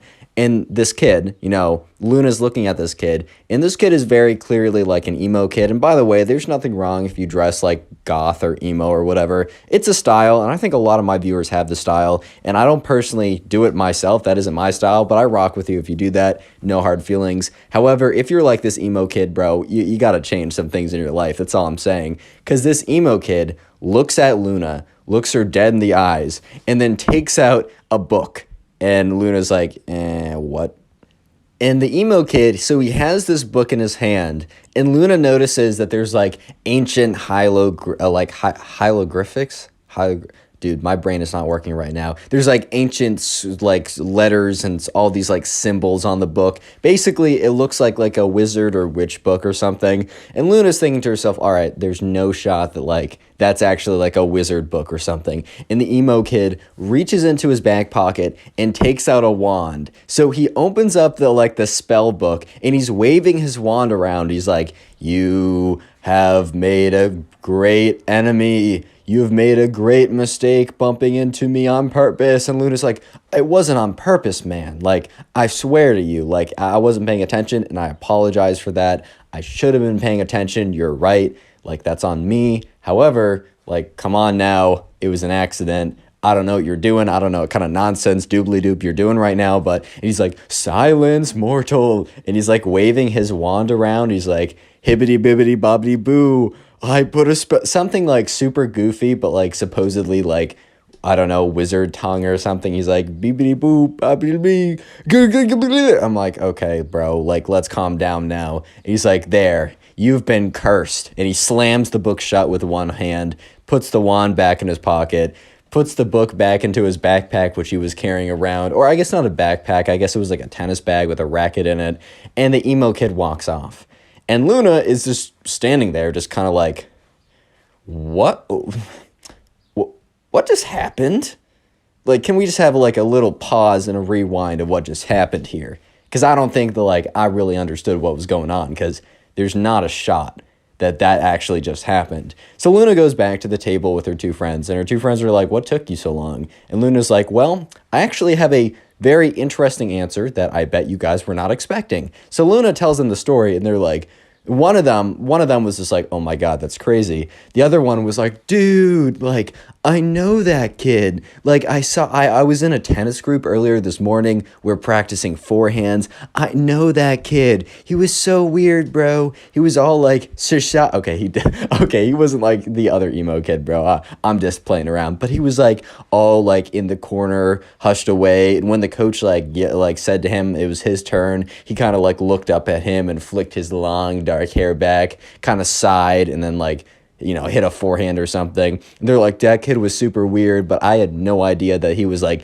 that weird. Because there's a difference between being kind of weird and putting spells on people randomly. Like, that's just two different ballparks, bro. Quick comment emo down below if you want to heart in your comment. That is the secret word of the day, and I will do my best to heart as many comments as possible. I'm still getting over some complications with the wisdom teeth, and that might take a couple days. So please don't take it personally if I don't heart your comment. Do know I still really appreciate it. And also, shout out to all the people who've been binge watching my videos, like going through and watching a ton of them, either via the playlist or just through the recommended. Please let me know in the comment section when you're doing this so I can heart it and say thank you, and just know that you're supporting the channel more than you can even imagine at this point.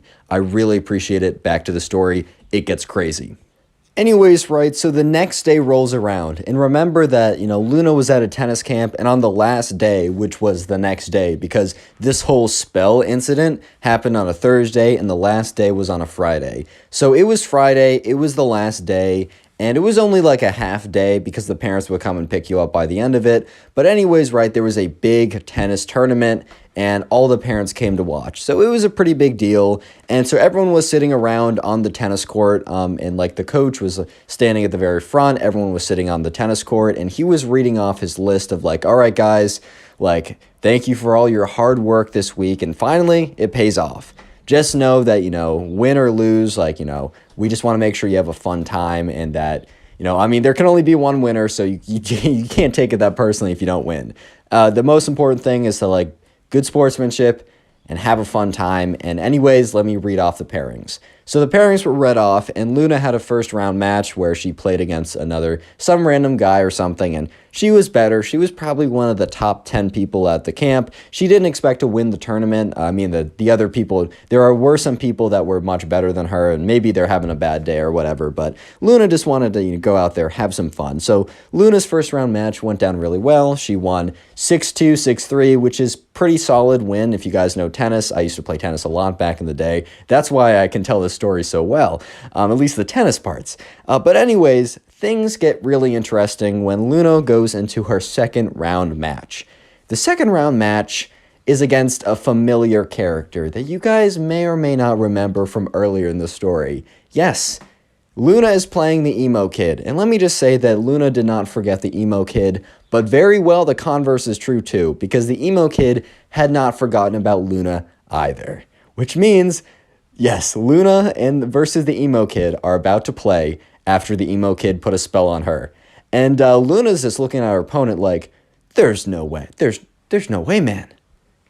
There's no way. So anyways, right, Luna, so when you play tennis, you normally, like, you will warm up with your partner and then you'll get into playing. But basically, you both stand on two sides of a net, just very quickly for people who don't know. And so Luna was standing on one side of the net, and the emo kid was, like, sulking over and kind of, like, was all hunched over and kind of, like, wandered over to the other side of the net. And so Luna walks up to kind of, like, the net in between, and the emo kid walks up as well. And Luna's like, all right, like, do you want to warm up? And the emo kid is like, insert maniacal laugh. I can't do a maniacal laugh right now. I just can't do it. So insert, like, the most evil maniacal laugh from, like, TV shows and movies you can think of. And dude, out of all the responses Luna was expecting, okay, Luna was either expecting, like, yes or no. It was a yes or no question. But out of all the responses that Luna was expecting, let me just say a maniacal laugh was not on the list, dude. Like, it just was not on the list. And so Luna's kind of just thinking, like, okay. And then the emo kid goes on to say, like, finishes up his maniacal laugh and is like, why would I need to warm up when I have the curse on my side? And Luna was just like, oh, so we're still going with that. We're not just going to, like, because Luna was kind of thinking, all right, well, let's just put yesterday behind us because that was very weird. You know what? Luna gave this guy, the privilege of allowing, just to put that behind them. Because normally that's not a thing you just put behind, right? The fact that, like, you got a spell put on you, normally you don't just forget about that. But Luna was like, oh, okay, so no warm-up? And the emo kid said, yeah. Well, I mean, I have the curse on my side, so why would I need to warm up anyways? And Luna was like, all right, fine, I really got to smack this kid. So Luna and the emo kid kind of go immediately into playing the match, and so Luna spins the racket, and sure enough, it is the emo kid's choice. So basically, in the beginning of tennis, you spin, like, heads or tails, and if you get it right, you can choose to serve or have the other person serve. And the emo kid starts maniacally laughing. So once again, insert the, like, maniacal evil villain laugh after the racket is spun. And, Luna's just kind of looking at him like, dude, what? And the emo kid is like, looks like my curse is already working. Insert again another maniacal laugh. And Luna's just thinking to herself, all right, bro, like, let's not jump to conclusions. There's a 50-50 chance that you were going to get that. Like, come on now. In the back of Luna's mind, she was like, well, I wonder if the curse is real, but her rational mind was able to take control and be like, all right, let's just smack this kid. I know I'm better than him. So sure enough, right, the emo kid starts serving. Basically, that's the way you start a tennis point. So the emo kid throws it up, bops it in, and the serve is not that good. Serve is the hardest part of tennis, in my opinion. But the serve is not that good. And Luna, really wanting to have a good impression to kind of quote-unquote break the curse, winds up a massive forehand, completely crunches it, and obliterates the emo kid in the first point. Like, this ball is blazing off of Luna's racket and just smack right past the emo kid. The emo kid wasn't even, like, the emo kid plus the curse were not good enough to give him the reaction time to be able to deal with it. That's how bad this whole thing was, dude.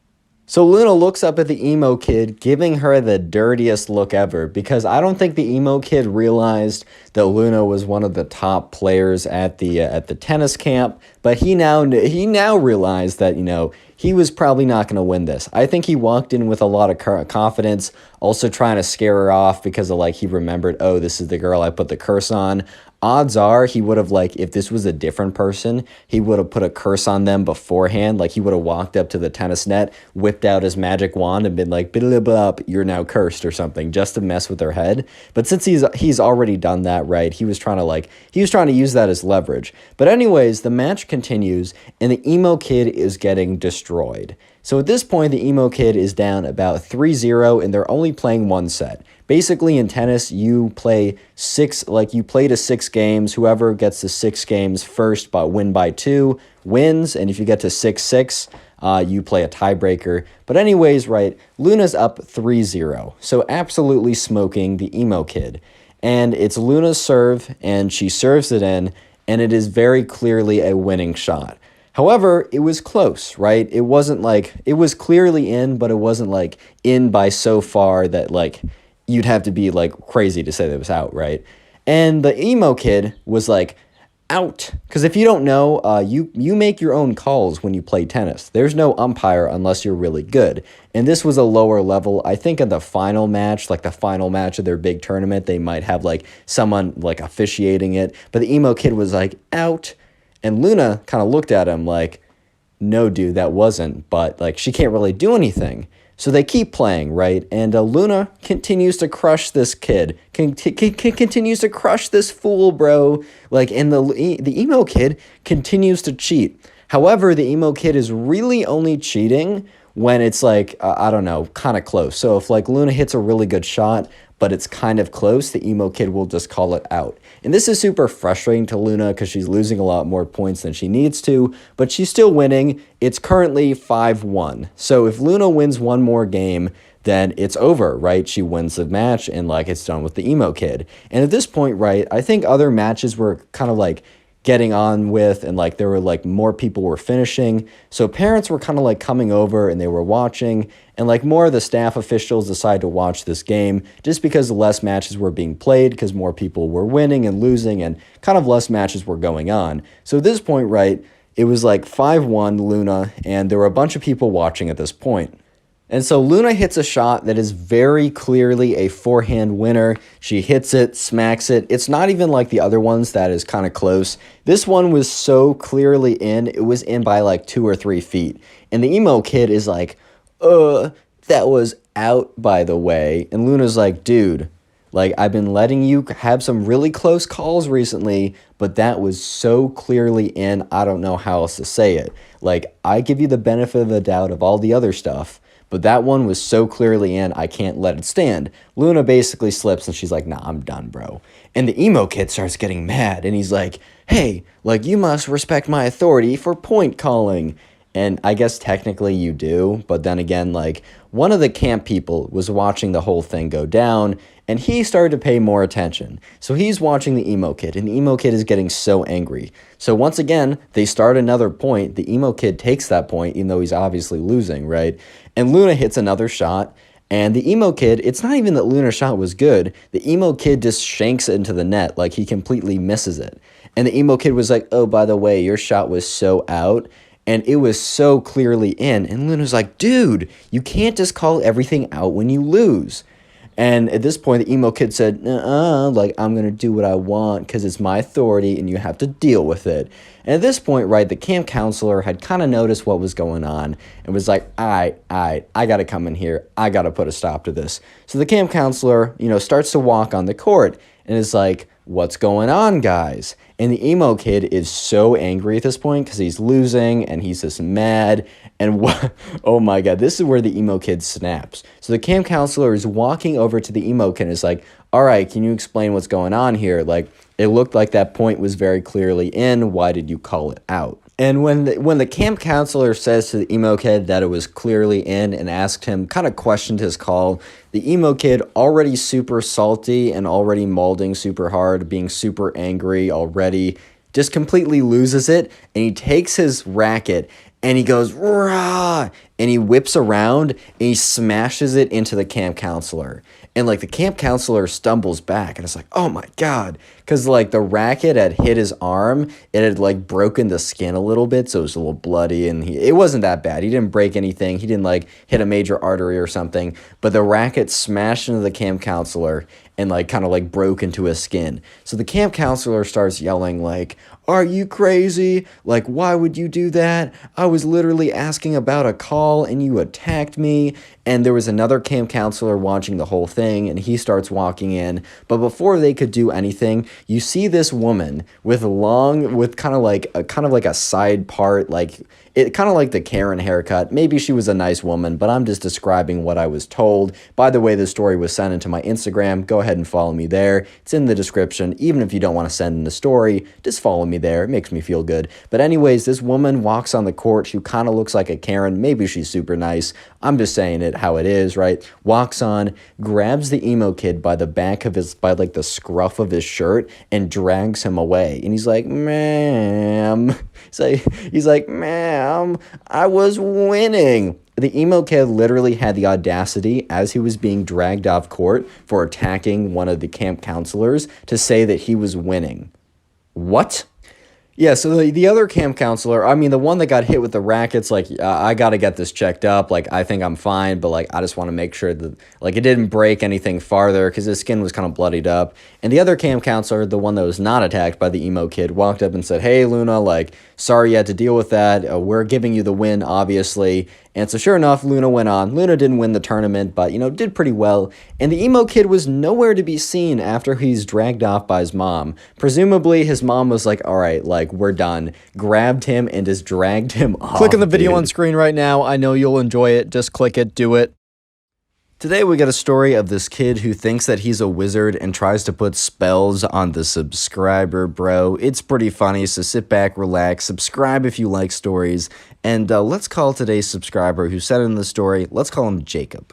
So Jacob's in middle school, I don't know exactly what grade, but there's this kid in his class that was always kind of known as like this strange kid, and he was kind of known as the strange kid because he was known as the kid who ran in, like, last year, ran into the girls' bathroom and said, hi, ladies, how's it going? And then obviously got escorted out by the security guard, sent to the principal's office where they were like, bro, what are you even doing? Like, that's super weird, yada, yada. And from that day forward, he's kind of just known as the weird kid. So fast forward a year later, and this happened at PE. So Jacob still had PE class, aka physical education, for any of you guys who don't call it PE. And today, what they kind of did was they mixed it up every single day. They play a different sport or some different activity that was kind of like physical exercise or whatever, right? And today was dodgeball. And so basically, the class was split in two, and half the kids went on one side, one of the teams, and the other half of the kids went on the other team, and Jacob just happened to be on the weird kid's team. And we're no longer going to call him the weird kid, we're going to call him the wizard kid, as you will see quite soon why he's called the wizard kid. So anyways, right, you know, they're playing dodgeball, and Jacob and the wizard kid are on the same team, and it's pretty close. Like, it was divided up randomly, however, it just happened to be like a super even, like, division. So anyways, right, you know, Jacob's team, which is also the wizard kid's team, was starting to, like, fall behind a little bit. It was, like, I don't know, 5-4, and there was a lot of pressure being put on the team. And if you don't know, in dodgeball, at least the rules that they played by, you were allowed to deflect dodgeballs with your own dodgeball, and you wouldn't get in trouble. But if a stray dodgeball hit you in any part of your body before rolling on the ground, you were basically it, or you were tagged out. So anyways, this all went down when Jacob and, you know, the wizard kid and the other two people on his team were kind of like prepping and preparing for the other team to start throwing dodgeballs at them. And one of the team members on the other side threw a dodgeball really hard at Jacob. But Jacob was pretty good at deflecting the dodgeballs with his ball, so he kind of like outstretches his hand and he deflects the dodgeball. And you would be probably thinking, oh, this is a good thing, right? But no, because the dodgeball, yes, the one coming at Jacob, deflects off of Jacob's dodgeball. So Jacob is not it. However, the dodgeball deflects off of Jacob's dodgeball and hits the wizard kid. And unfortunately, by the rules that they played by, that was considered a point for the other team. So the wizard kid basically got tapped out. And Jacob felt really bad because, one, I mean, that's harming his own chances for his own team. But also, he's like, dang, I just got my own teammate out. So he looks at the wizard kid. He's like, bro, that was an accident, my fault. The wizard kid doesn't really respond, but Jacob just assumes that he was busy walking to the, where all the other team members were that were tagged out. But anyways, right, Jacob and the three remaining teammates actually end up winning. It's super close, and it's like Jacob has a 1v2 at the very end. But Jacob's probably one of the most skilled dodgeball players there. Will those skills transfer to other places in his life? Who knows, man. But at the end of the day, he was pretty good at that dodgeball. So, his whole team rejoices except the wizard kid, who is apparently still pretty mad. Jacob doesn't blame him, like the wizard kid wanted his glory too. The wizard kid was pretty good at dodgeball too, so maybe he would have been the one to do the miraculous 1v2. Who knows, man? But anyways, right, so PE is over and they're walking back to class. And Jacob is kind of walking by himself for a second, and the wizard kid runs up behind him and taps him on the shoulder, and Jacob turns around. And the wizard kid looks at him and says, bro, you just messed with a wizard. That was the worst decision of your life. Jacob at first is like, bro, what? Because he knew that this kid was weird, but he didn't know that this kid was pretended to be a wizard and put spells on people, right? So he was like, bro, I'm sorry, it was a mistake. Why would I want to get my own teammate out? And the wizard kid's like, because you wanted all the glory, right? You wanted all the glory for yourself, and you got it. And you will pay the price. You just didn't know that you were messing with an actual wizard. And once again, Jacob kind of just assumed that he misspoke the first time when he said, oh, I'm a wizard, bro.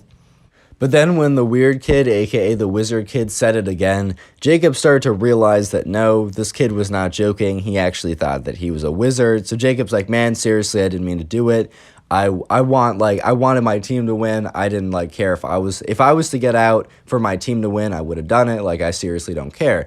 And Jacob wasn't even lying. Sure, the glory of being the one who came back for a 1v2 to win for the team.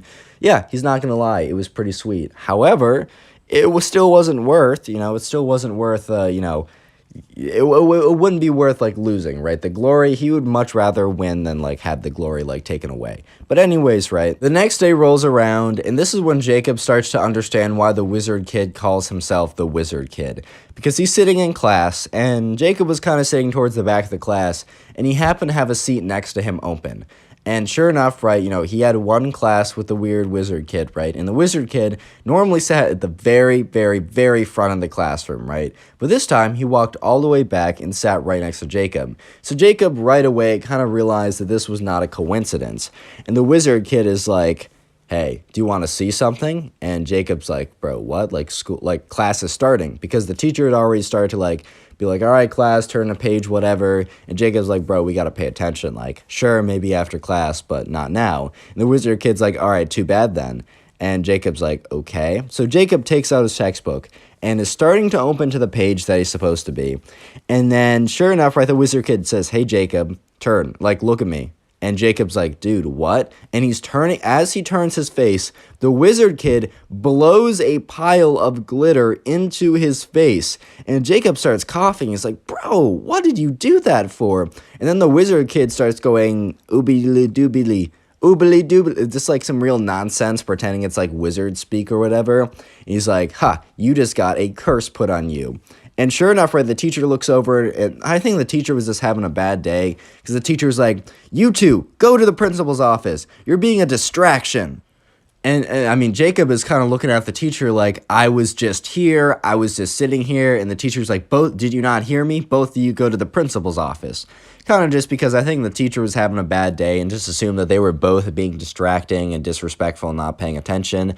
And the wizard kid is like, look, the curse is already working. And Jacob turns to the wizard kid and is like, bro, if the curse is working, why are you sent to the principal's office as well? And the wizard kid really didn't have a reply besides, the curse is working, bro. I'm sorry that you're so mad and can't accept it. Real quick, comment wizard down below if you want to heart in your comment. I'm going to be out most of the day, so I don't know how many comments I'll be able to heart, so please don't take it personally if you don't get a heart. But I will be looking for comments that say wizard to go ahead and heart them. And also, if you want to support the channel in the best way you possibly can, binge watch some videos either via playlists or in the recommended. And if you're doing so, please comment that you're doing so like these people so that I can heart your comment, reply and say thank you, and let me know what you're doing when you're binge watching the videos. It's always cool to know. Anyways, back to the story. So anyways, Jacob and the wizard kid are walking down the halls to the principal's office, and Jacob is just like, bro, like, I'm not trying to, like, mess with any of this. Like, I'm just trying to learn in class. I'm trying to, like, get my hours in. Why are you doing all this to me? And the wizard kid is like, because you decided to disrespect me in dodgeball. And I told you you'd suffer the consequences. It looks like one of my spells is working. Maybe if you're nice enough to me, I will issue a counter spell. And Jacob does not believe it, and it's like, bro, you're obviously not a wizard. Like, oh, a counter spell would do as much good as, like, an actual spell. And the wizard kid gets really butthurt at this, and it's like, I am a wizard. Can you not tell that, like, the curse I put on you sent us both to the principal's office? And Jacob goes on to say, as they're walking to the principal's office, bro, I don't believe it actually worked, because if the curse was actually effective, it would just be me going to the principal's office, not both of us. Sure enough, they eventually get to the principal's office, and the principal is kind of just like, all right, guys, I got a note from your teacher, or an email, I guess not a note, that you were, like, being distracting in class and distracting others and distracting yourself. Like, can you just tell me what was going on? And the wizard kid is like, ha, I put a spell on him. And the principal's like, okay, and then turns to Jacob, like, why are you here? And Jacob's like, I don't know why I'm here. Like, I was just sitting here, and this kid decides to, like, quote unquote, put a spell on me, which basically just means blows, like, I don't know, not fairy dust, but, like, sparkles and stuff into my face and then say a bunch of nonsense. And then for some reason, I got in trouble too. And when, like, Jacob said for some reason, the wizard kid turns and says, not for some reason, because of the curse. And Jacob's like, you're not a wizard, bro. Like, there's no curse. And the principal's like, guys, I don't know what's going on. I think it's just like, both you guys just go to detention later today and we'll be done with this. And Jacob's like, what? And the wizard kid is like, heh. The curse continues to work. And Jacob once again says, I will reiterate this, but if it was actually a curse, why are you receiving the same punishment as me? And the wizard kid is like, you're just mad because you're realizing the curse is real. And Jacob's just so mad at this point. He's like, bro, this is so stupid. So sure enough, Jacob and, the wizard kid, they go back to class, and, Jacob he's just not paying attention because he's just so mad that he has to go in and, he has to go to detention later that day. He's not trying to do that. And sure enough, time eventually comes around, and it's time for them to go to detention. And Jacob and the wizard kid, they get up and, they walk over and they go into detention, and there's like a few other kids there or whatever. And sure enough, right, Jacob sits on the back, and the wizard kid sits right next to him, and Jacob's like, bro, I don't want to talk to you. I don't want to sit next to you. Can you please just leave me alone? And the wizard kid's like, well, if you don't believe in my spells, I'm going to keep putting spells on you till you believe it. And Jacob's like, fine, put as many spells as you want on me. Like, trust me. Anything that's happened today is just bad luck on my part. And the fact that you're getting the punishment too kind of proves to me that these spells aren't real. So the wizard kid's like, fine, well, I'm going to, how we're getting. So basically, they had a pretty big test that they were getting back. They did it about a week ago, but they were receiving their grades back the next day.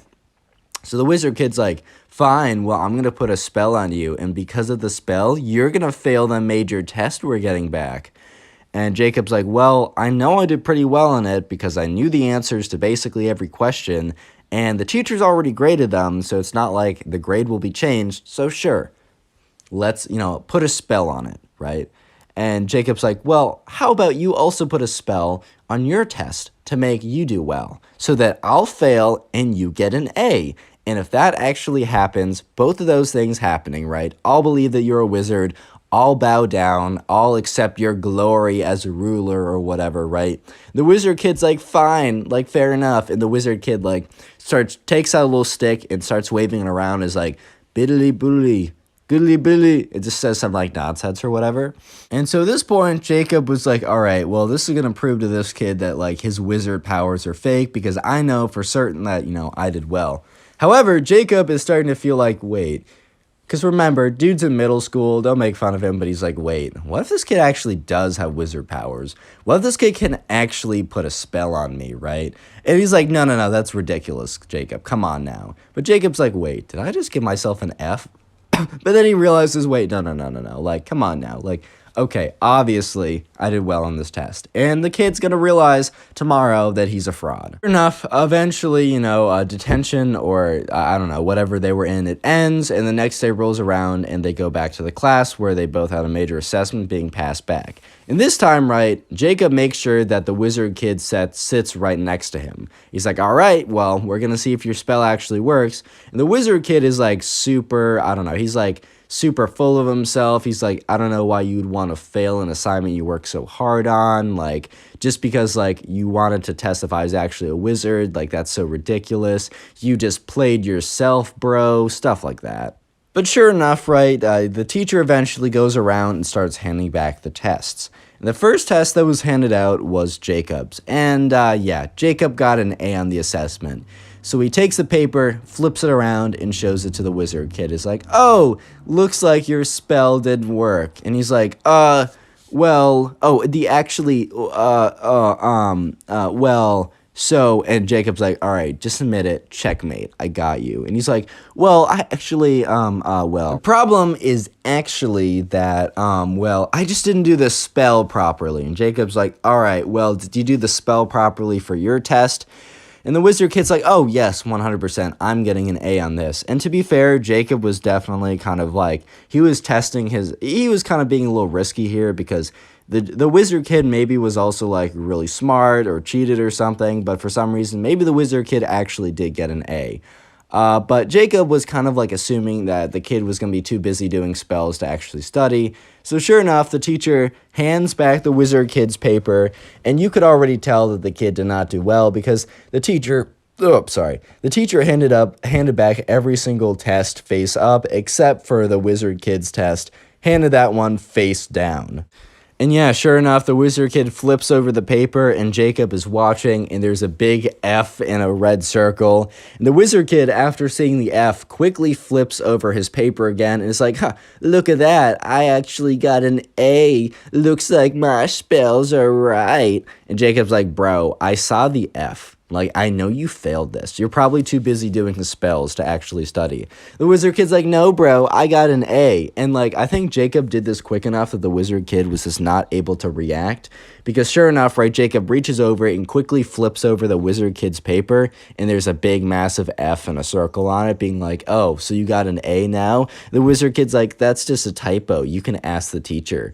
And the wizard kid kind of just said that because, like, obviously Jacob's not allowed to say, hey, what did this random classmate get on this major assignment? Like, the teacher's going to be like, mind your own beeswax, bro. Like, obviously. So Jacob's like, all right, wizard kid, you proved to me that you are not a wizard. He's like, no, I'm going to keep putting spells on you till, like, you realize. And, so for the rest of the week, the wizard kid would come in and blow, like, bubbles on him, or, like, I don't know, fairy dust, or all this kind of stuff, and like say a bunch of random stuff. But Jacob did not have any other negative side effects that happened that week. And the wizard kid eventually realized that, he was not a wizard, and that he was not able to convince Jacob that he was a wizard. So eventually, the dude stopped, and Jacob was able to get back to his normal life and would not be sent to the principal's office because someone put a spell on him Click on the anymore. video on screen right now. I know you'll enjoy it. Just click it. Do it.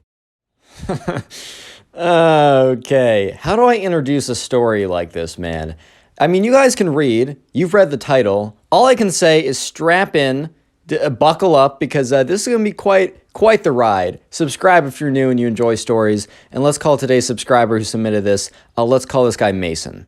So this all happened one day when Mason was in class, and Mason was in 4th grade when this whole thing went down. And there's a kid who, once again, kind of like wore the same creeper shirt every single day. And it was like the creeper hoodie, and really that's not a big deal. They're like, if you want to wear the creeper hoodie, I don't really care. However, we're just going to call him the Minecraft kid, right? Because of the creeper hoodie. He wore it every single day, and maybe, right? Maybe he has a closet full of like 18 different varieties of the creeper hoodie. Or maybe his mom does a load of laundry every single day. Or maybe he's just wearing the same creeper hoodie every single day. I mean, you guys can believe whatever you want, but I think one of those three are a little bit more likely than the other. But anyways, right, so there's this kid called the Minecraft kid because he wore the creeper hoodie every single day. And he was a little bit strange. And there's nothing wrong with you being a little bit strange. Like, I'm a little bit strange. I mean, I run a YouTube channel, man. I mean, that's already putting me in the strange category, unfortunately. But hey, man, I love the YouTube too much to like drop it or anything like that. But sure enough, this all happened one day when the Minecraft kid was in class with Mason. And the Minecraft kid raised his hand. And another thing you need to know about the Minecraft kid is he would take bathroom breaks like 6 times per class. And I don't know about you, but back in the day, I definitely used to go to the bathroom to like go on my phone or just take a break from the class. However, I would be very like strategic with it. I wouldn't do it every single day. I do it like every other day. I would make sure that I wasn't away for too long, like maybe 5 minutes max. But this kid, bro, would just abuse the bathroom break button. He was like spamming it, just try to like, I don't know, man. But every single day, go to the bathroom, minimum 2 times, maximum like 6 times. That's what I'm told at least. And sure enough, once again, one day, the Minecraft kid raises his hand for the 3rd time in class. And this has been going on for months. And I just think at this point, the teacher kind of just snapped. And he looks at the Minecraft kid. He's like, yes. And the Minecraft kid says, hey, can I go to the bathroom?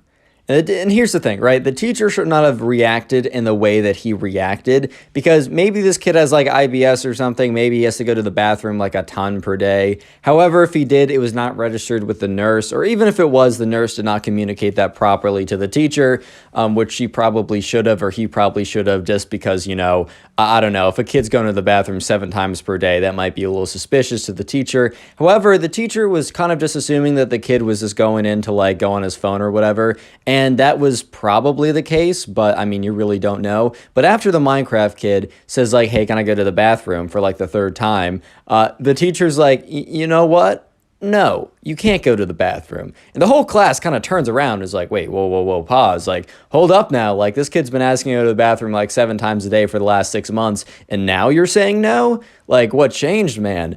And the teacher's like, you're going to have to wait till the end of class. You've been going way too much, way too often. I think you're missing too much of classwork, right? And the Minecraft kid was not happy to hear this.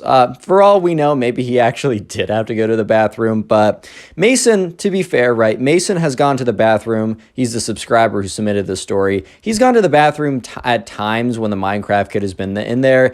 And Mason can hear the volume from his iPhone up all the way. The Minecraft kid is in there playing like Flappy Bird or watching TikToks or whatever, man. He's just going on his phone. Maybe he also has to go to the bathroom, but the Minecraft kid obviously definitely was kind of like, most likely was abusing it just to go to the bathroom.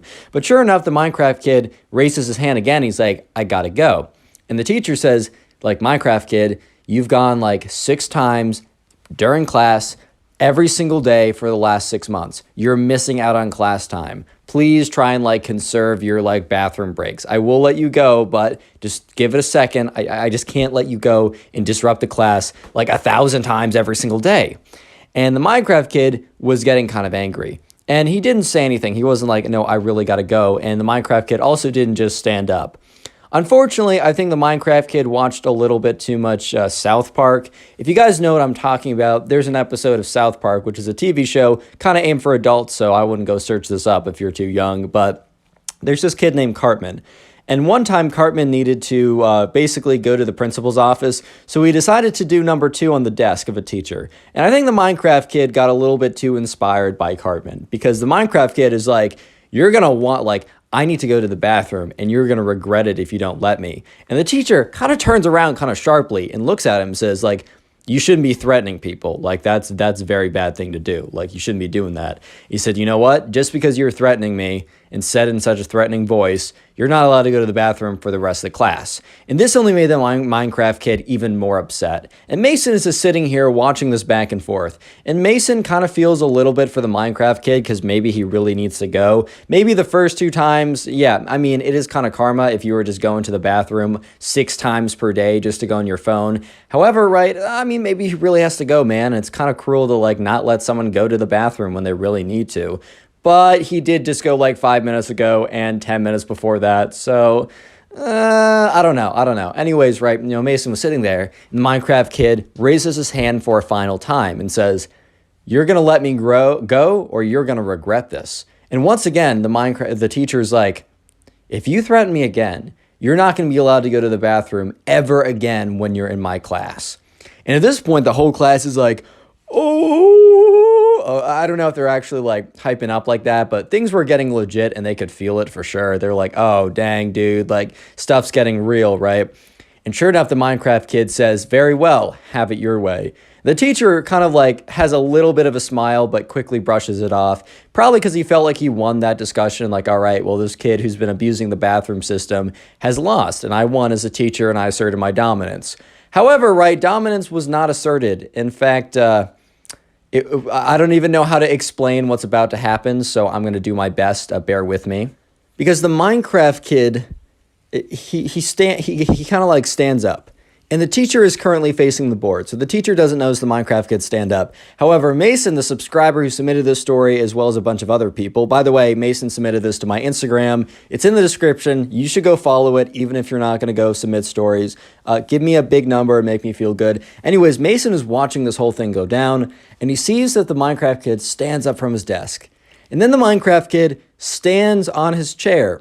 And then the Minecraft kid stands on his desk. And at this point, almost half the class is turned around watching the Minecraft kid because he's making enough of a commotion. In the next, YouTube, please be nice. YouTube, man, I'm going to describe the next thing without making you mad. So the Minecraft kid, well, he drops his pants. He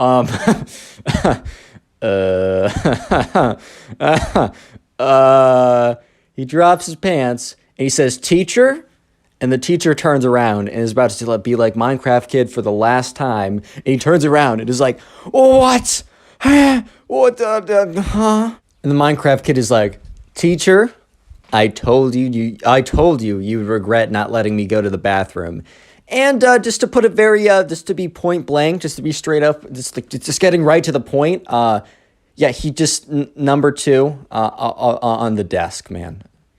It wasn't like anything crazy, right? It was pretty, just a little bit, but yeah. And everyone in the class starts like screaming. Like some of the girls are like, "Ah!" Some of the guys are like, "Yo, what? That's disgusting, dude." And the teacher's like, "Minecraft kid, what on earth are you doing?" And the Minecraft kid's like, "I told you should let me go to the bathroom, dude. Now you're just paying the consequences." The Minecraft kid was like feeling all full of himself.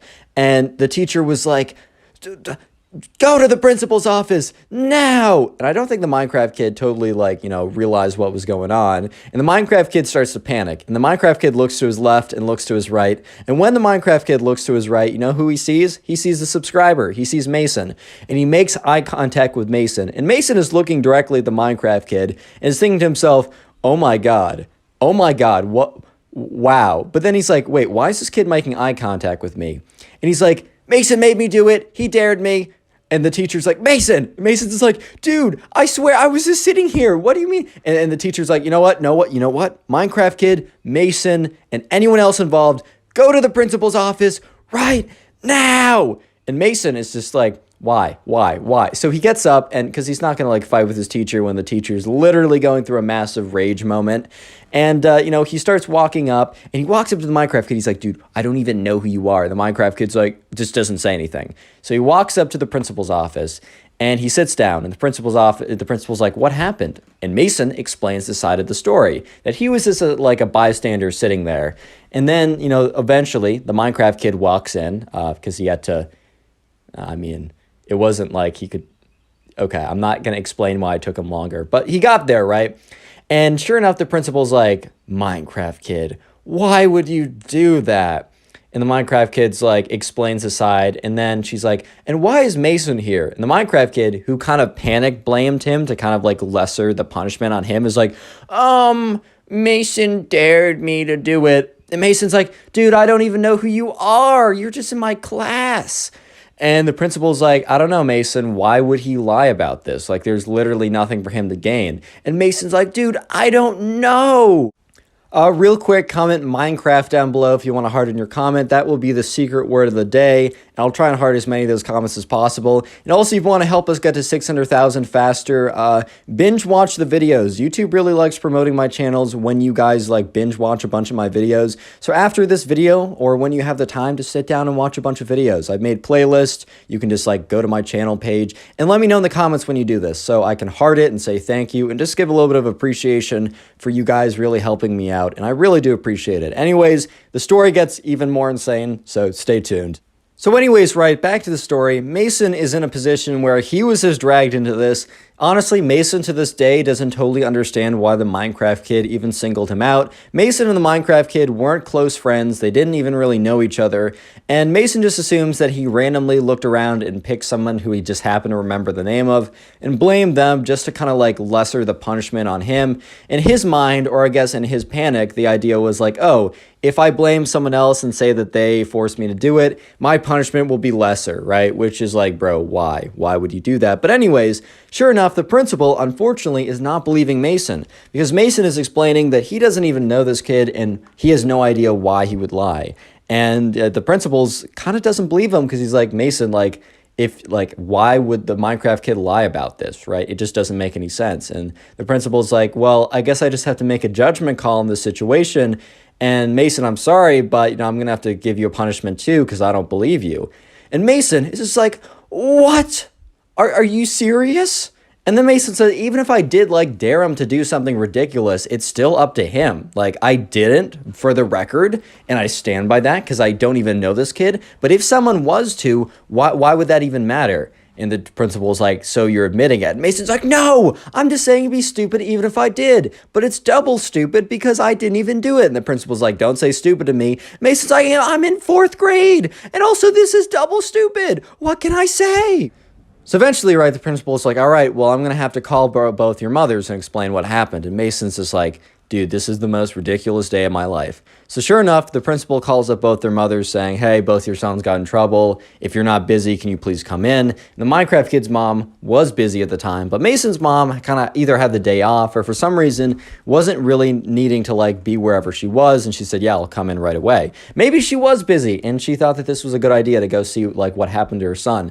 So Mason's mom comes in and she's like, looks at Mason with this look of like, what have you done? And Mason looks at her with these like eyes of like, bro, I don't know what's going on, confusion, whatever, right? The principal is like, all right, hi, Miss Mason's mom, or, whatever.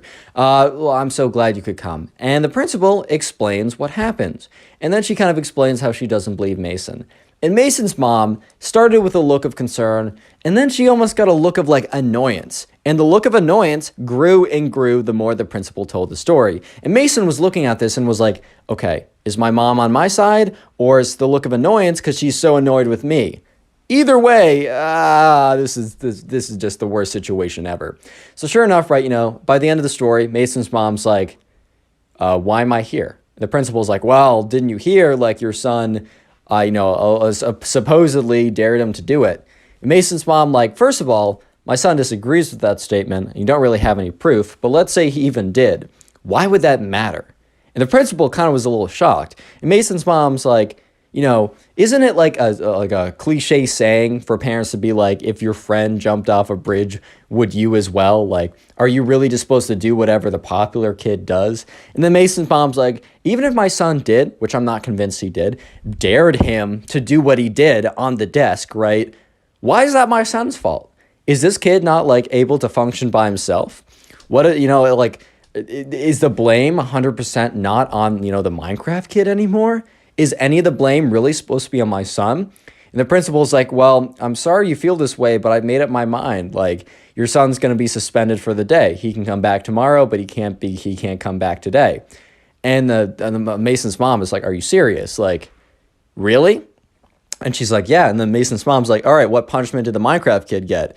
And the principal said, well, we're doing equal punishment. And Mason's mom's like, you can't be serious, man. You can't be serious. And the principal's like, I'm sorry you disagree, but this is the punishment. So Mason's mom's like, Mason, come with me. And Mason's like, oh, I can't tell if my mom's mad or not. So Mason gets up, kind of all scared or whatever, and he sits in the car.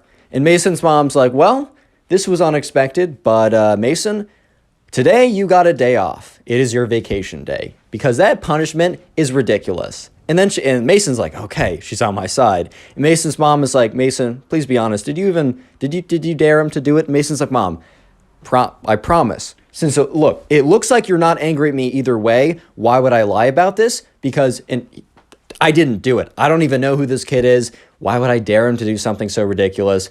Mason's mom's like, yeah, that's what I thought. But even if you did, like, who cares? And this punishment's ridiculous. So you and we're going to get ice cream because today you learned a very good lesson. Sometimes there are rules that are ridiculous and you'll be punished. But stay true to your convictions, man. Stay true to your convictions. So Mason and his mom went and got ice cream. And I don't think the Minecraft kid's mom was as excited or as pleased with her son. But Click on the video on screen right now. I know you'll enjoy it. Just click it. Do it. Today I get a story time of another one of these Minecraft kids deciding to fight back against his babysitter in a quite unconventional way, you might say. I mean, I bet you can read the title right now. So yeah, with that being said, sit back, relax, subscribe if you haven't already. And let's call today's subscriber who submitted this story to me, let's call him Ryan. So Ryan was friends with this kid who really liked Minecraft. So we're calling him the Minecraft Kid because that always works in the title, and you guys like the Minecraft Kid stories, and I like telling them. But anyways, right, Ryan was invited over to this kid who he didn't know that well, and we're just going to call him the Minecraft Kid. So anyways, right, Ryan was invited over to the Minecraft Kid's house to, well, you know, play Minecraft with him. The idea was he was going to go over on a Friday night and play some Bed Wars with this kid. Honestly, sounds like a pretty sick Friday night, if you know what I mean. However, he didn't really know much about this kid, and he only kind of just started to know him because Ryan's mom and the Minecraft Kid's mom became friends like a couple months ago when they were both volunteering for something, or maybe they just met. I don't know why, but Ryan's mom and the Minecraft Kid's mom became friends, and for that reason, you know, Ryan's mom's like, oh, I have a son about your son's age, they should totally hang out. And since Ryan knew nothing about the Minecraft Kid, at their first like interaction, which wasn't like a sleepover playdate type thing, he was like, so what do you like to do? And he's like, I like to play Minecraft. He's like, cool, do you like to play Bed Wars? And he's like, yeah, it's my favorite game. So they bonded over it. So anyways, Ryan was heading over to the Minecraft Kid's house. And Ryan's mom told him, hey, just so you know, the Minecraft Kid's mom is not going to be there. She's going to be out for something. However, they hired a babysitter, and the Minecraft Kid's mom should be back by like 10 or 11. And Ryan was like, all right, that's totally fine. I don't really care. It's not like we would have been hanging out with the Minecraft Kid's mom and having her play in our Bed Wars trios or something, man. So it's fine.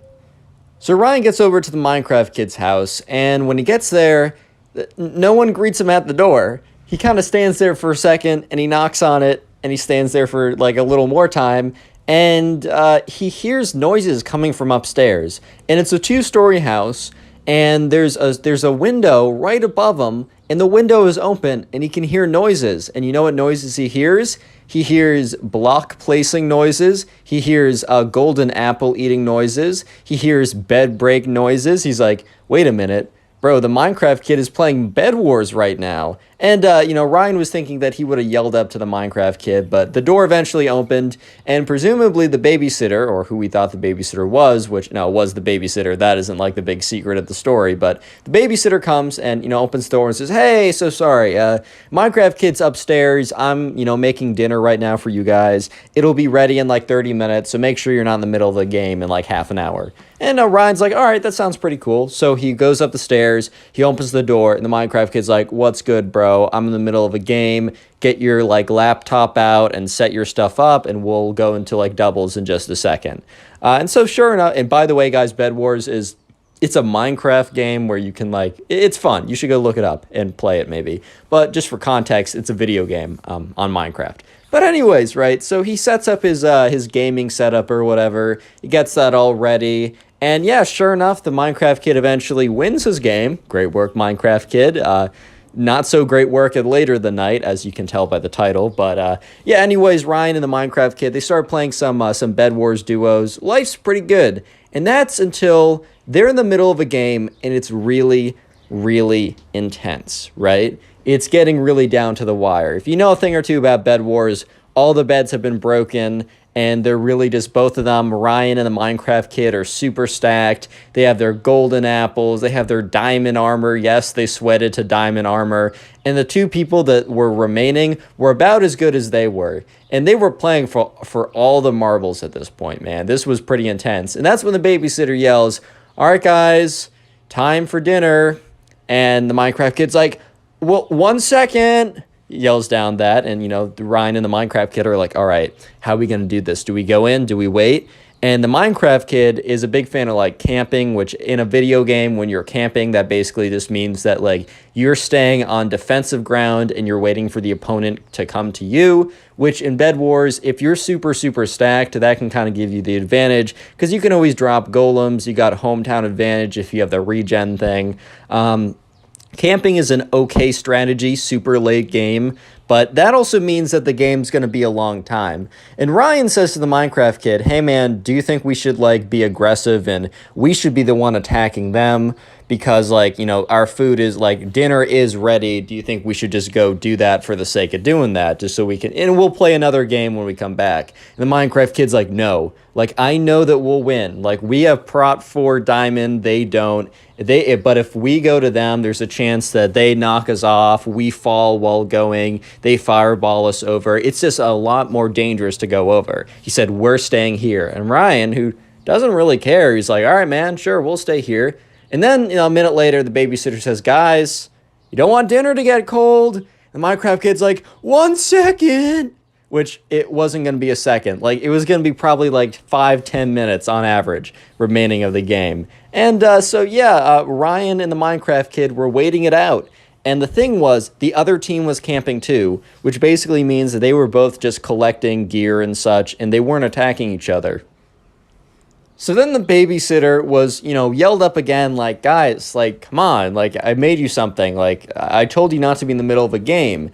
And he's like, once again, the Minecraft kid, instead of saying, "Hey, I'm so sorry, can we be down there in 5 to 10 minutes? Like, I apologize." He's like, 1 second. He just keeps yelling down 1 second. And the babysitter kind of did something that she probably shouldn't have.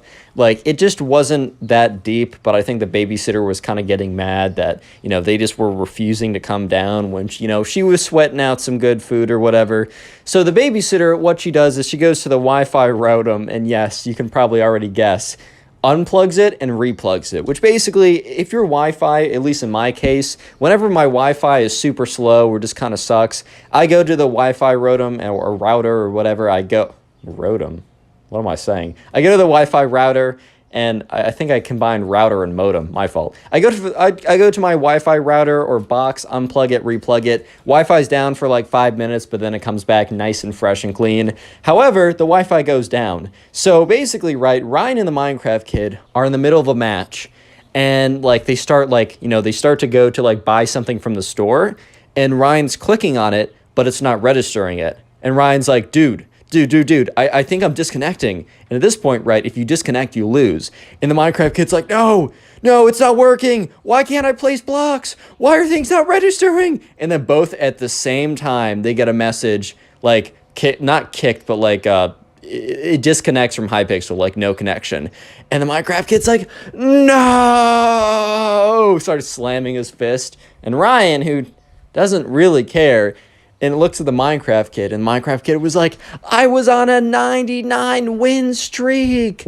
I won 99 games in a row. I was going to go to 100. I've been recording the whole thing. I was going to clip it and post it on YouTube, man. I was about to get 100.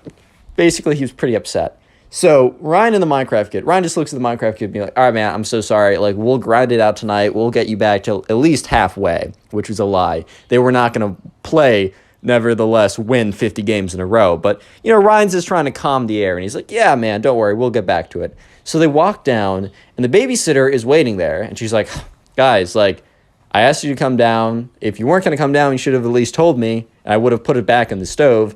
Now the food is cold. It really took me, you know, turning off the Wi-Fi to get you guys to come down. Teenagers these days.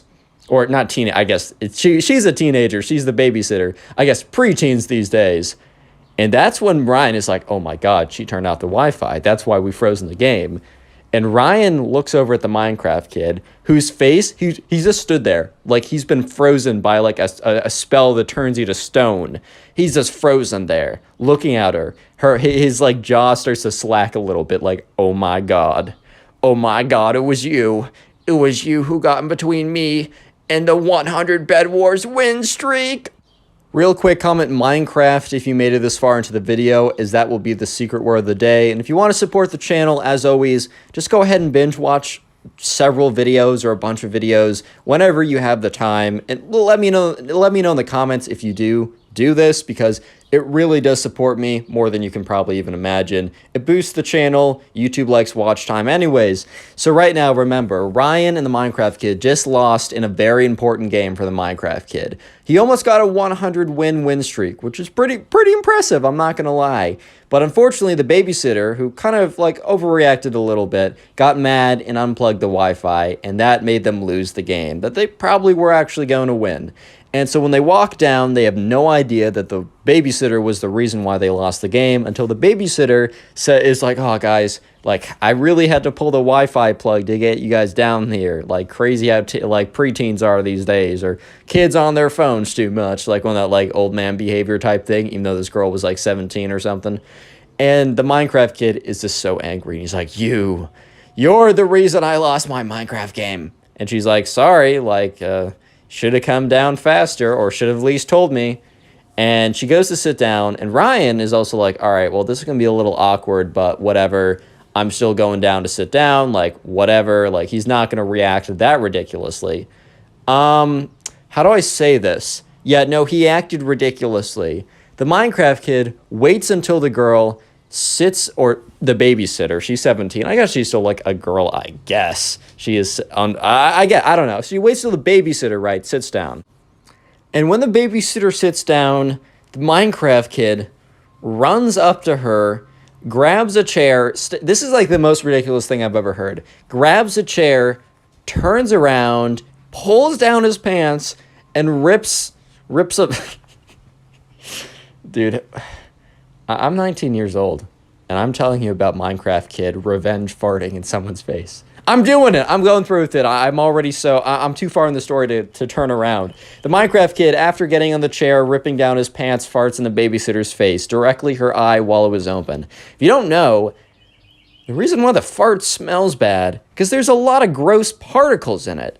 And when the gross particles get into your eye can get infected, and it can be really bad. So the babysitter legitimately falls out of her chair and starts, like, screaming. Because, like, because apparently he really ripped one. He really ripped one, man. And her eye was open. And it was really close. And Ryan was like, well, so this kid and I have one thing in common. We like Bed Wars. And we have nothing else in common. And this will probably be the last time I ever hang out with him. And, yeah, so the babysitter's like, what did you do? Why would you do that? Like, that's so ridiculous and disgusting. Like, my eye, it burns.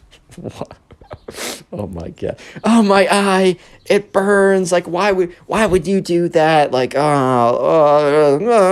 And Ryan looks at the Minecraft kid, and the Minecraft kid is literally laughing. He's like,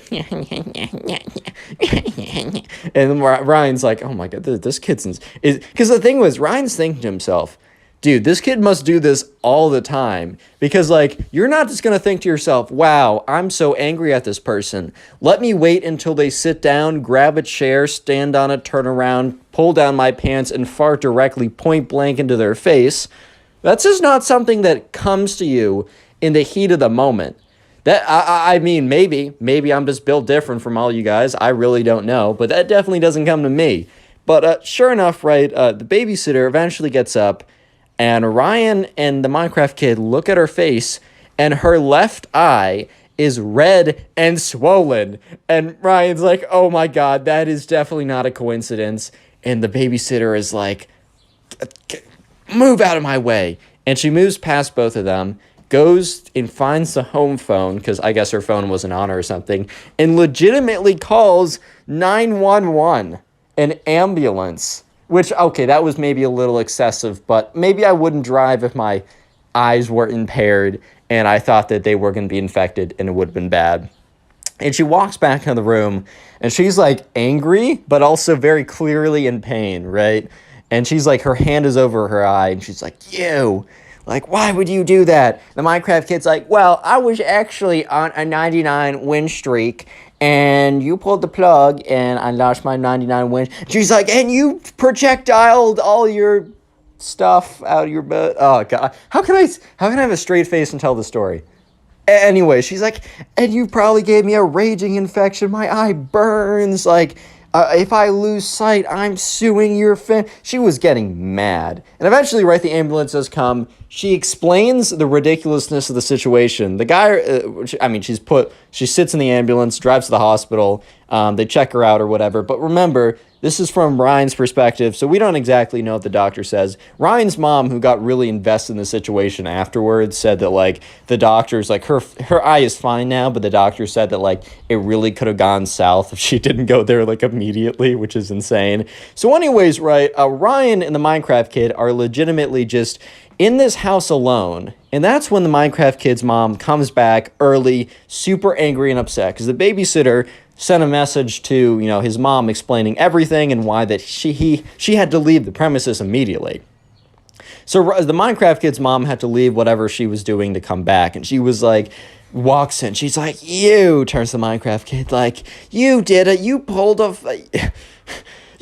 a face fart on someone again. We've already talked about this. And Ryan, who is still there, he's already texted his mom to come pick him up, is just like, again? I mean, he had a sneaking suspicion that this was not a first-time thing. As I said, in the heat of the moment, you don't think to, use your butt as a weapon. But he's like, again? This is a thing? And the Minecraft kid's like, but Mom, I was on a 99 Bed Wars win streak. And she's like, that's enough. No more Bed Wars for you forever. And the Minecraft kid's like, no, Mom, I promise I won't fart in anyone else's face again. What am I doing with my life? Anyways, right, so Ryan's mom comes, and Ryan's mom's like, hey, so sorry, things were weird today. Like, I'm just going to pick Ryan up. Thank you so much for having him over. Ryan, come with me now. And, Ryan walks over and goes in the back seat of the car, and Ryan's mom is like, so, do you want to elaborate on, I need to pick you up right now. My friend farted in the babysitter's eye, and now she's at the hospital.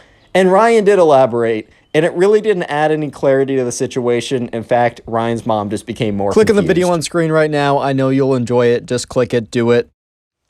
How's it going, everyone? Hope you're having a good day, because today we have a pretty crazy story of this Minecraft kid who believes that after playing Minecraft that he needs to go back to his caveman roots. And going back to his caveman roots literally just meant not showering, I guess. And he thinks that this will get him all the ladies. And let me just say that that may or may not be the case, but you'll have to wait and see. So anyways, sit back, relax, subscribe to the channel if you are new, and let's just jump right into this. So we're going to call the subscriber who submitted this story Alex. And by the way, my Instagram is in the description. It's also Pugs. Go follow me there, and you can submit stories like this to me on there. I'll get to them when I get to them. And anyways, so Alex was in 8th grade, and he had this kid in his class who we're going to call Ben. Yes, we're bringing back the name Ben for random secondary characters. And anyways, right, Ben was like, he wasn't like super into Minecraft. Actually, he knew nothing of Minecraft until like a couple weeks before the story. And that's when he was introduced to the game by one of Alex's friends. We don't need a name, right? And anyways, right, Ben got super into it. Alex doesn't really know how Ben didn't know what Minecraft was. Like, it wasn't like it wasn't like Ben wasn't on the internet.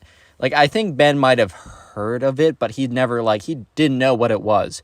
So when one of Alex's friends introduced Minecraft to him, Ben basically disappeared for like 2 weeks.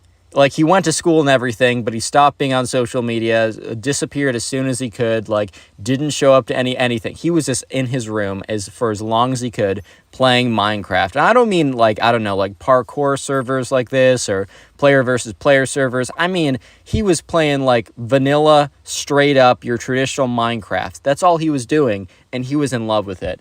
And 3 weeks later, he came into school one day, and he's like, Alex, buddy, I need to tell you something, a revelation I've come to. And Alex is like, yeah, what's good, dude? And Ben's like, brother, we need to return to the caveman days. I was playing Minecraft a couple days ago, and I came to a realization that we need to return to our caveman roots. And I have started that already. Alex is like, what do you mean by that? And at this time, Alex was noticing quite a pungent aroma coming from Ben, right? You know, he didn't want to say anything. He didn't want to be mean. He didn't want to be, you know, cruel or anything. But let's just say that, you know, Benny old boy was not smelling the greatest. He was kind of, he had this essence, this odor, this aroma, some might call it, that wasn't the greatest, to put it lightly, right? So anyways, Alex or Ben goes on to say, yeah, so I've been playing Minecraft, and it just feels so good. It feels so natural. I mean, yeah, playing a block game feels natural, but whatever. I like Minecraft. I'm not saying it's not, but he goes on to say, and I realized that, you know, my failures in the lady department, the reason why women don't love me is because I'm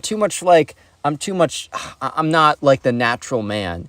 And when they see me as the natural caveman, they will instinctively fall in love with me. And Alex just looks at Ben. It's like, Ben, I don't know where you're going with this, but I really don't have a good feeling about this. And Ben's like, Alex, I'm here to convert you to my ways. And Alex is like, what? And he's like, are you trying to like sell me an MLM or something? Like, where are we going with this? And Ben is like, no, Alex, return to the caveman. Return to the caveman, Alex. This is what Steve has taught me. And Alex is like, Ben, are you okay? Like, if you need help, like, I can help you get. He's like, no, you need help, man. You don't understand. He said, look, I've returned to my caveman roots, but by not doing any of the showering that is in our modern day societies. You really think putting chemicals in our hair and rinsing it with fake water? Alex is like, fake water? What are you? He's like, these are details. These are details, Alex. Don't question it. It's whatever. You don't understand. The natural aroma that comes from the human body has been programmed for trillions of years. And Alex is like, I don't think humans have been around for trillions of years. And Ben's like, that's not the point. The point is the aroma, the natural musk. Sure, you can buy cheap garbage from, like, I don't know, Armani or Gucci. Their fragrance is terrible. They'll destroy the brain cells. But the true caveman odor is what Steve has taught me. And Alex is like, so are you going to, like, I don't know, spend more time outside, get more sunlight, exercise, eat like not processed stuff like the caveman too? And Alex is like, whoa, or Ben is like, whoa, Alex, chill out.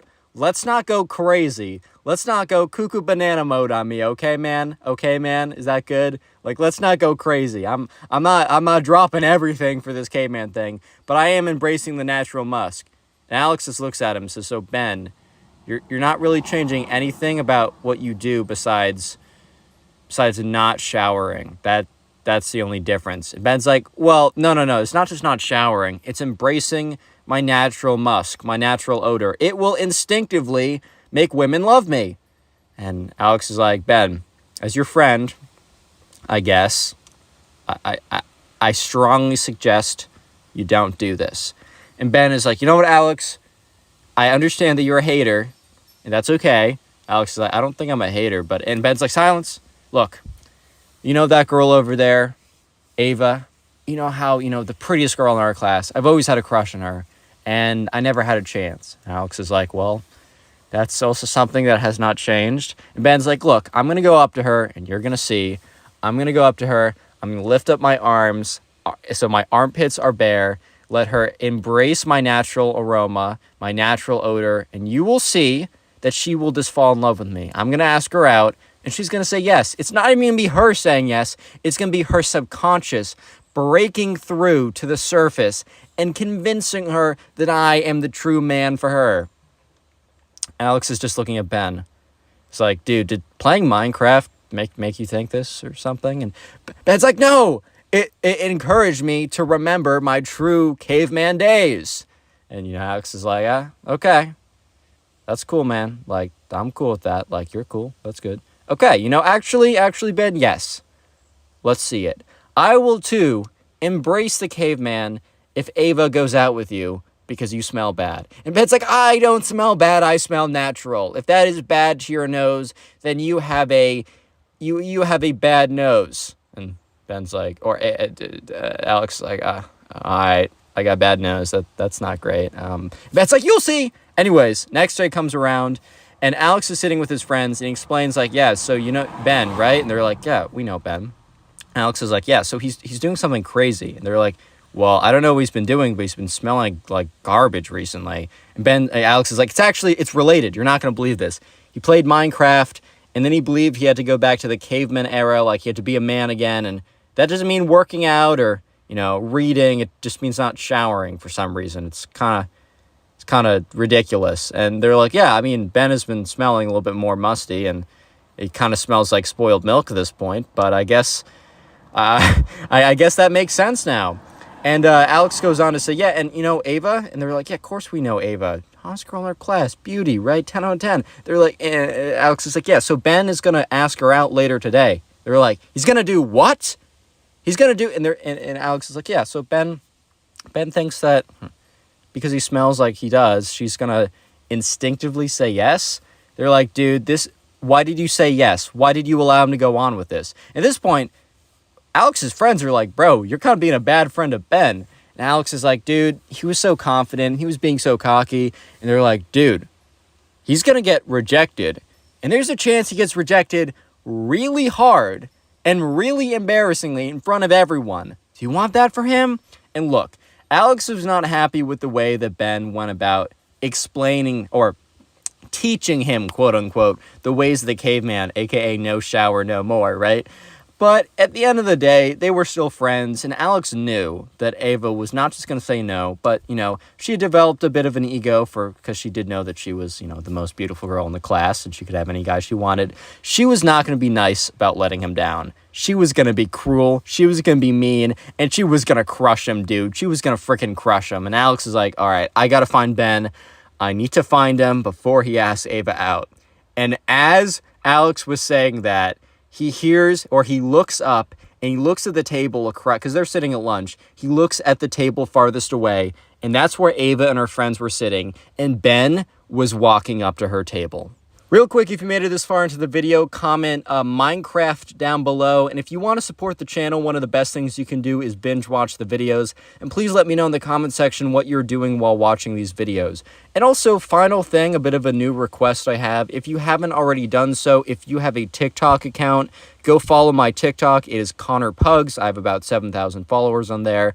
I'm reposting clips from here. I'm just trying to reach a new audience on TikTok and hopefully bring them to the family over on here.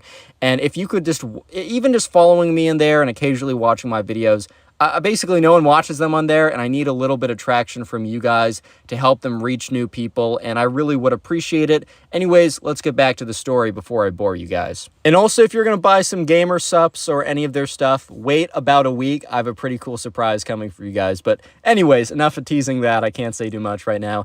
Anyways, right, so Alex looks over and he notices that Ben is walking to Ava's table. And he's like, oh my God, no, this can't be happening. And he goes and he starts to walk over, and the people Alex was sitting with are like, Alex, go, he's gonna do it, don't let this happen. So Alex is basically sprinting over to the table, but he doesn't get there in time, and he kind of stops. He's like, no, I'm too late. So Ben goes up to Ava and goes, Ava?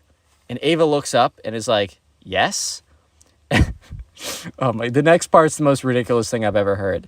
Ben goes up to her and literally lifts up both of his arms. You know how after you run and you're really exhausted, you'll put your arms above your heads to make it easier to breathe, right? Or you're told to do that or whatever, right? That's basically what he did. And you could see Ava's face. Like, first you saw her nose kind of twitch as she was smelling what was going on. And then you saw her eyes water, her face crunch up.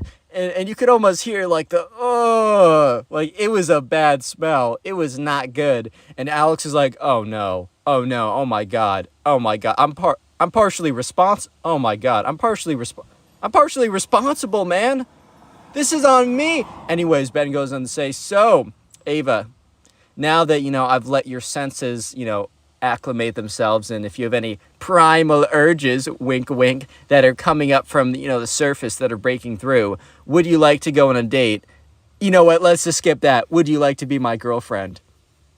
And Alex is like, in his head, he's like, no, Ben, no, no. And so sure enough, Ava's just looking at him, blinking. Not even responding, not laughing or anything. She's just blinking. Because she's just so dumbfounded by did this kid just straight up ask me out? Because remember, Ava and Ben, they're not friends. They're not dating each other. They're not close like that. What? And he also smells terrible. And Ben is like, if you don't know your answer yet, maybe you'll know it in a second. And Ben literally gets closer to her and, like, pushes his armpit in her face. And she's like, ew, get away from me. And kind of pushes him back. He's like, looks over at Alex. And Ben's like, yells over, don't worry, Alex. Don't worry. Give it a second. You'll see, man. You'll see. It's crazy. You're not going to believe it. She's going to fall in love with me. And Ava looks up. Fall in love with you? I don't know who you are. I just know that you're a guy who came over here and is smelling terrible and is pushing his stinky armpits in my face. No, I will not go out with you. And, like, at this point, everybody in the cafeteria has turned their heads. Everybody has turned their heads and is looking at this because it's a scene. It's a spectacle. I mean, Ben is standing up there with his greased out armpits, and Ava, known as the prettiest girl in the class, has just demolished him in front of everyone, spectators of the entire class. At this point, there's an awkward silence because people have stopped speaking. Like, they have stopped speaking because they want to hear what's going on. And Ben is like, I see.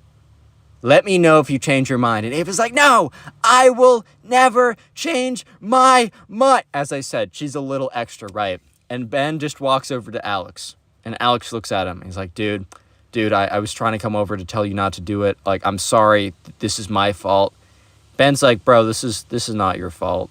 She just needs time to realize. Like, Ben goes on to say that, this is totally part of the plan. He knew that there's a chance that, her, like, primal senses would be stopped by her, like, brain, but it was only a matter of time till, like, they break through. And now that he's, like, broken through to the senses through, like, essencing out the stink or whatever, that, like, eventually, within, like, the next 24 hours, she will come to her senses, maybe privately, maybe not publicly, but they will be dating. And Alex is like, dude, you can't seriously think that. And Ben is like, it's my theory. Like, I know it's to be true. You have your opinions, and I have my facts. I'm sorry, I stole that from Baskets. Greatest show ever. Rip Christine Baskets, bro. Brings a tear to my eye. Anyways, and so sure enough, next day rolls around. It has been 24 hours. And Alex just goes up to Ben. He's like, yo. Ben's like, yeah, what's up? He's like, hey, did she ask you out yet? And he's like, no, it hasn't been 24 hours. Ben looks at his phone, looks at the time. He's like, dude, it's been like 22 hours. And Ben goes on to say, see, you're proving my points. Once again, my facts destroy your opinions. And Alex is like, okay, but I mean, she hasn't asked you out yet. And 2 hours go by. Alex goes up to him and Ben's like, dude, I don't want to talk about it. Alex is like, that's fine, man. Like, you don't have to prove anything to me. Like, I get it. Alex is like, dude, you're good. Don't worry about it. Just please go home and take a shower. And sure enough, Ben, while he actually continued to play Minecraft, no longer believed the whole caveman philosophy of you must smell like garbage for women to like you. And that was partially due to the fact that it doesn't work, and he has firsthand experience in why it doesn't work. And yeah, him and Ava did not ever date from that point on. It was a pretty bad first impression. By the way, that was a first impression practically. I think they knew of each other beforehand, but yeah. Moral of the story is don't do that, guys. Click on the please. video on screen right now. I know you'll enjoy it. Just click it, do it. Do you guys all know that one kid in school who thinks that they're the hero in the anime, but in actuality, they just smell bad and are really weird around girls? Well, this story time is about a kid in the subscribers class who is just like that. This is a bit of a crazy one, so prepare for the cringe and let's jump right in, bro. So we're going to call the subscriber who submitted today's story Alex. So there was a kid in Alex's class who we're going to call Ben. So Ben was a very interesting kid. Very interesting, right? He went around, just to give a little bit of context, he went around telling people that he is the CEO of Riz, that he is also not just the CEO of Riz, but that his primal stink gets all the ladies, and that he is also the main character. He has said all of these things. Yeah, and in fact, he literally, so basically what happens is, he wrote on a sticky note, how it's supposed to say your name or whatever. On one of the first days of school, in one of his classes, the teacher was like, oh, write your name on this, not sticky note, but name tag. And so, they're handing out name tags, and in the class, the kid literally writes, the risler. Bro actually said, the risler. This is the type of guy that this is the type of guy that we're dealing with right now. So one day, and this is the guy, we're going to call him Ben. So one day, Alex and Ben have a class together, and the teacher's coming around to collect the homework because, I don't know, man, one would expect that you would do the homework in a class. So sure enough, right, Alex reaches in into his backpack, pulls out the homework, and so does everyone else. But Ben, the kid, right, does not have anything out on his desk. So when the teacher walks around and is like, oh, Ben, where's your work, bro? What's up with that? Ben literally says, sorry, teacher, I was not able to do such an archaic task, aka what you call arithmetic. You just got to understand that that is significantly beneath me. I have been working on my studies as the risler. And everyone in class turns around to look at him because I don't know about you, but this doesn't really happen. It's been a while since I've been in middle school. It's been quite a few years, but even in middle school, no one would do anything like this. I don't know, maybe this generation is just way beyond me, but bro, imagine being in class and when your teacher asks you, why did you not do the homework? You says, I was studying my own stuff, my own rizology. I was studying a much more important field than mathematics. I was studying rizology. So obviously the teacher is like, what? And he was like, yes, I was studying which fur self gets the ladies the best. And the teacher is just, she's like, okay, it sounds like English. It probably is written like English, but the words that came out of this kid's mouth are just not comprehending with me. Bro literally said, I was studying which fur self gets the ladies the best. So yeah, at this point, Alex looks at his friend and he's like, oh my God, bro, what the frick? What? Huh? What's going on? Yeah, so Alex and his friends were pretty confused. And so the teacher's like, okay, I'm just going to mark your homework as not completed. And the kid's like, Ben is like, yeah, you should. You should also complete that my rizology is completed, though. And he's expecting everyone in the class to be like, wow, sick burn. But instead, it was just pure silence. This is guys, when I said prepare for the cringe, I meant it. So, yeah, anyways, after that class, Alex and his friends are sitting at lunch and they're just like, dude, did you hear about Ben? So Alex and some of his friends were in the class where Ben told the teacher that he was too busy studying which fur self would get him the most ladies, and he was deep in the study of rizology, so he had no time to do mathematics or whatever she made him do, right? So some of his friends were there, but some of the friends that Alex sits with were not there. So Alex was literally in the middle of telling the story about what happened in class when Ben comes into the lunchroom and starts beelining it right to their table. And here's the thing. Alex and his friends they don't normally hang out with Ben, right? They don't normally hang out with this guy. So to see him approaching their table rapidly, I don't know, kind of made them be like, wait a minute. And one of the kids is like, isn't that Ben? And sure enough, Ben rapidly approaches their table and sits down. And everyone's like, whoa, we don't know this kid, but okay. But they're also nice gentlemen. They if someone sits at your table, you're going to be nice, you're going to be respectful, guys and girls, and everyone else who's watching this video, I ask you to do the same. Even if someone does stuff that's a little strange and a little tone deaf, it's okay to acknowledge that what they're doing is tone deaf, but be nice to them if they come and sit with you. If they try and interact with you, never be a bad person. If you have to take one thing away from this video, please take that away from the video. But anyways, Alex and his friends are like, okay. So he sits down and Ben's like, did you guys hear about my crazy teacher? Oh, Alex, you're in the class with me. Were you telling them about how crazy our teacher is? She doesn't even understand how important risology is, bro. And Alex is like, yeah, man. Yeah, that's what I was saying. I was telling them about that, and we were all in agreement. The teacher's way out of line. And Ben's like, dude, totally. That's what I was saying. So I was doing some research, and apparently being a blue dragon fox is the most attractive to women. So I think I'm going to become a blue dragon fox. Unfortunately, the fursuit is $7,000. So I might need to look at some more, cheaper strategies to become, to get the ladies. And they're all just like, bro, what are you saying right now? They're all like looking at him. So Ben's like, okay. Here's the thing, dude. You got to hear me out. I guarantee you that you can choose any lady here. I will be able to woo her. So they're all like, oh, okay, do you like someone? Because I don't know. Alex and his friends, maybe they're thinking to themselves, okay, this kid is a bit of a lost cause, bro. He's a bit of a lost cause. Fair. But maybe we can help him. Maybe we can steer him in the right direction. You know what I mean? Maybe we can push him in the right direction here. So they're like, okay, dude, do you like any of the girls? And Ben is like, well, I do have this thing for Caroline. She's quite nice. So Caroline was a girl in Alex and Ben's class, and she was nice, quiet, kept to herself, was focused on her studies, a little bit nerdy, which, that can be kind of nice. I don't know, some guys kind of like that, bro. You're on your studies, you're on your grind, you're disciplined. That's a good quality, that's all I'm saying. But anyways, right, so they're all like, yeah, dude, totally go for her. Maybe just talk to her. Yeah, Alex and his friends were crazy enough. Ben literally started laughing when they said just talk to her. Yeah, because, dude, this is a ridiculous statement. To get women to like you, have a nice, normal conversation with them. Oh, how good heavens, you're acting ridiculous today. You actually need to do hilarious charades to get their attention. Actually. Yeah, so Ben tells them, no. You guys don't understand women. They want charade. They want pizzazz. They want spark.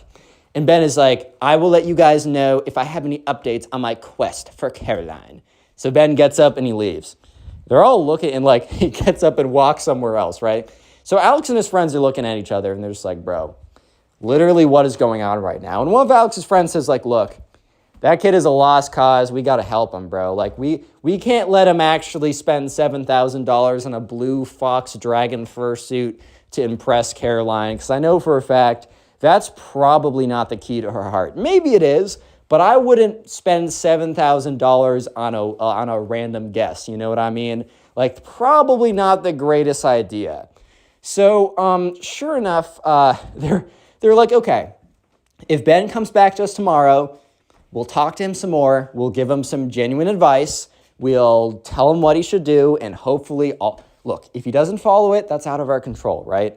So the next day, Ben comes over, and he sits down. He's like, guys, I have the secret formula. I basically have the Krabby Patty secret formula to Caroline's heart. So they're all like, okay, cool. What is it, bro? Because they're thinking Ben went online and maybe he went on a forum that said, I don't know, have a conversation with her, speak to her like a normal person, present your shower would be cool, smell nice, present yourself well, be, a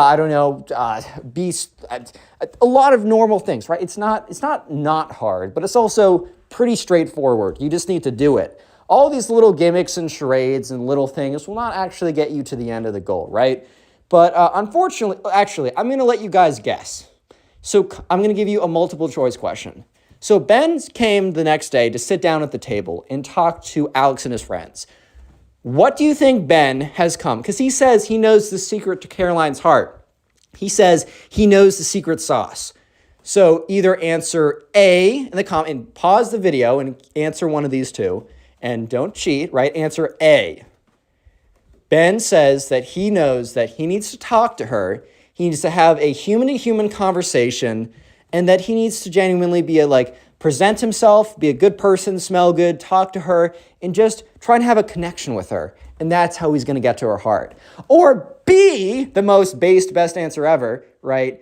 What Ben is actually going to do is that he is going to tell her that he is Light Yagami from Death Note, the anime, and that he says that he is going to write her name in his Death Note book if she doesn't go out with him. Yeah, guys, if you guessed A, look, God bless your heart, bro. You have a good heart. You think the best of people, but you're wrong. And if you guessed B, then maybe you're a bit more cynical like me, and unfortunately, you're correct. Yeah, so sure enough, Ben sits down. He's like, guys, boys, you got to hear me out on this. So basically, I'm going to go up to Caroline, and I'm going to explain to her that the anime Death Note is actually real, and that I am Light Yagami from Death Note.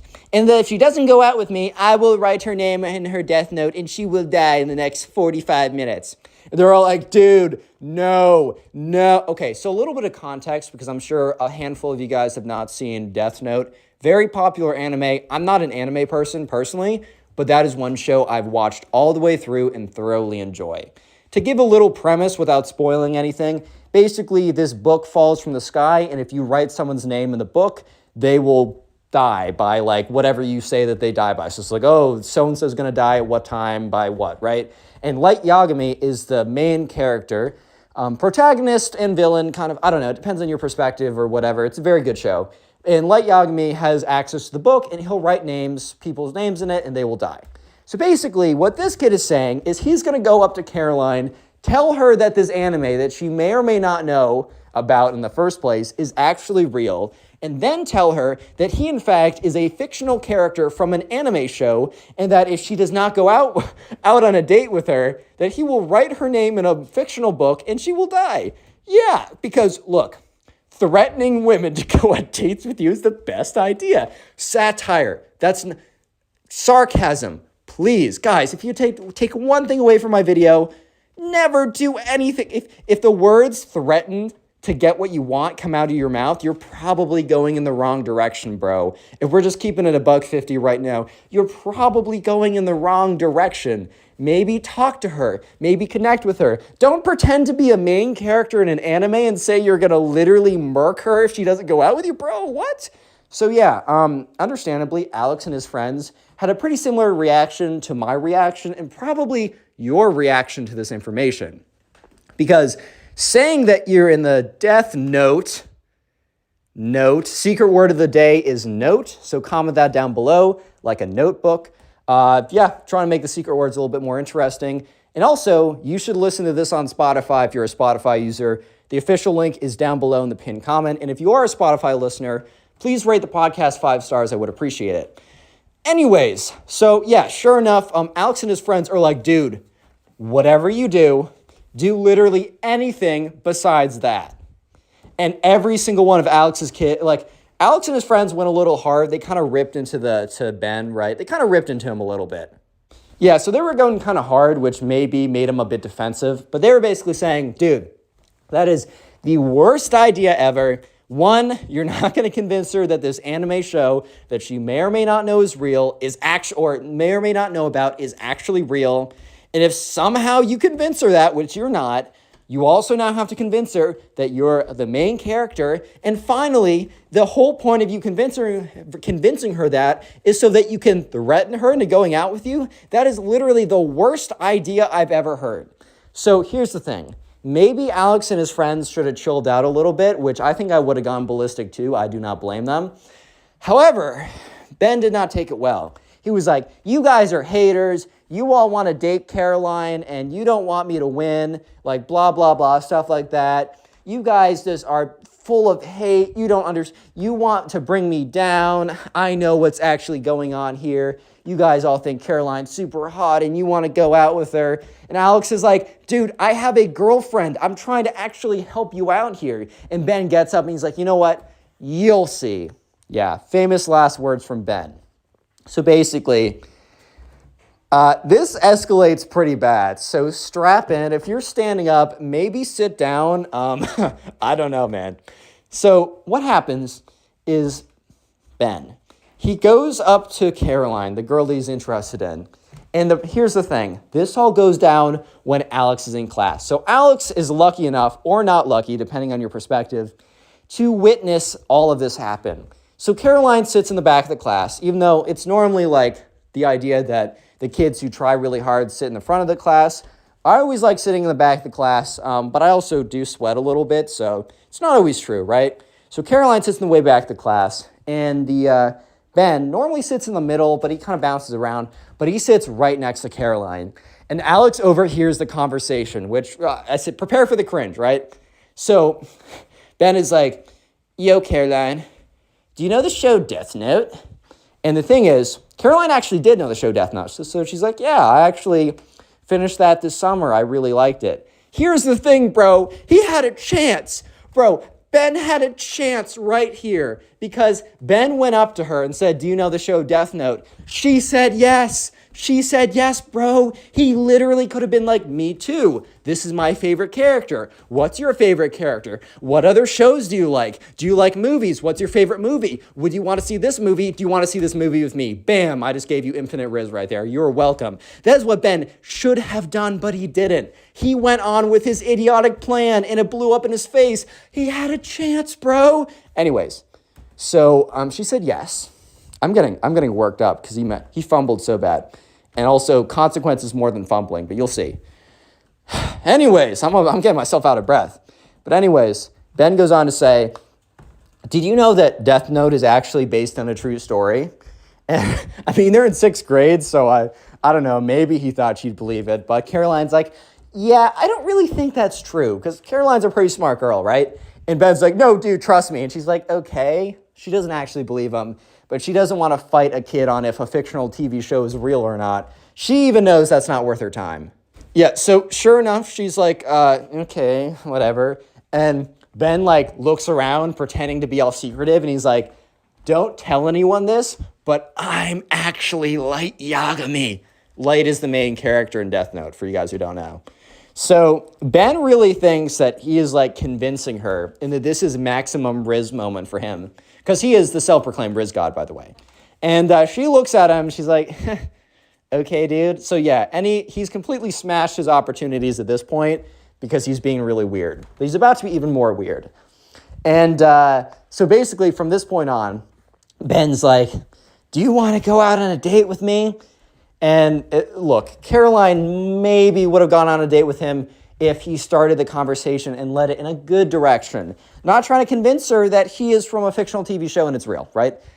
Not the greatest way. You have to be looking like a 12 out of 10 to pull that off after such abominable riz. You know, that's all I'm trying to say. And she's like, I'm sorry, I'm not trying to date anyone right now. So probably Cap, but maybe true, but probably Cap, just trying to spare his feelings because she's a nice, respectable girl, right? Trying to be nice. She doesn't have to be, but she is nice. And that's when Ben drops the bomb. He's like, so since I'm Light Yagami, if you don't go out on a date with me, I'm going to write your name in my Death Note and you're going to pass away. Dude, this is like, there's abominable Riz. There's terrible Riz. This is like Mariana Trench level Riz, bro. This is negative infinity. This is the limit to negative infinity, bro. What? Huh? And when Alex heard this, like Alex knew how bad it was, but when he actually heard the kids say it, he's like, oh God, that sounds even worse in action. Like in theory, it was terrible. In practice, it was terrible +1. Like it somehow got even worse. And Caroline's like, okay. So here's the thing. Caroline took this seriously. She thought this was really weird. Which, respect to her, because like a weird kid says something weird like this, probably good to take it seriously. So basically what happens is Caroline goes to the principal, explains everything that happened. And here's the thing. Even though Ben, the weird kid, yeah, he said like, oh, I will like, I'm a fictional television show. I'm a fictional character from a fictional television show, and I will write your name in a fictional book, and you will die if all that is true, which is not. Haha, you should go on a date with me. That's still technically a threat, right? Even though it's kind of definitely buried in weird nuance because it's not real, and he said it could be perceived as a joke, that's still a threat, which is not okay, guys. Even if you know someone well, even if it's obviously not really a threat, you can't threaten anyone. Like, if you have to take another thing away from this video, even if it's a joke, people have to take this stuff really seriously, because some people who aren't really right in the head, you know, if they say this stuff, they might actually follow through. Just a little serious note, never say anything like this. Please don't be like this kid. As you'll see, because the next day, Alex is walking in the hallway, and Ben is at his locker or whatever. And these two school security guards come up to him, like, take his backpack off of him. One of the school security guards says, "You're coming with me." And the other one starts searching his backpack.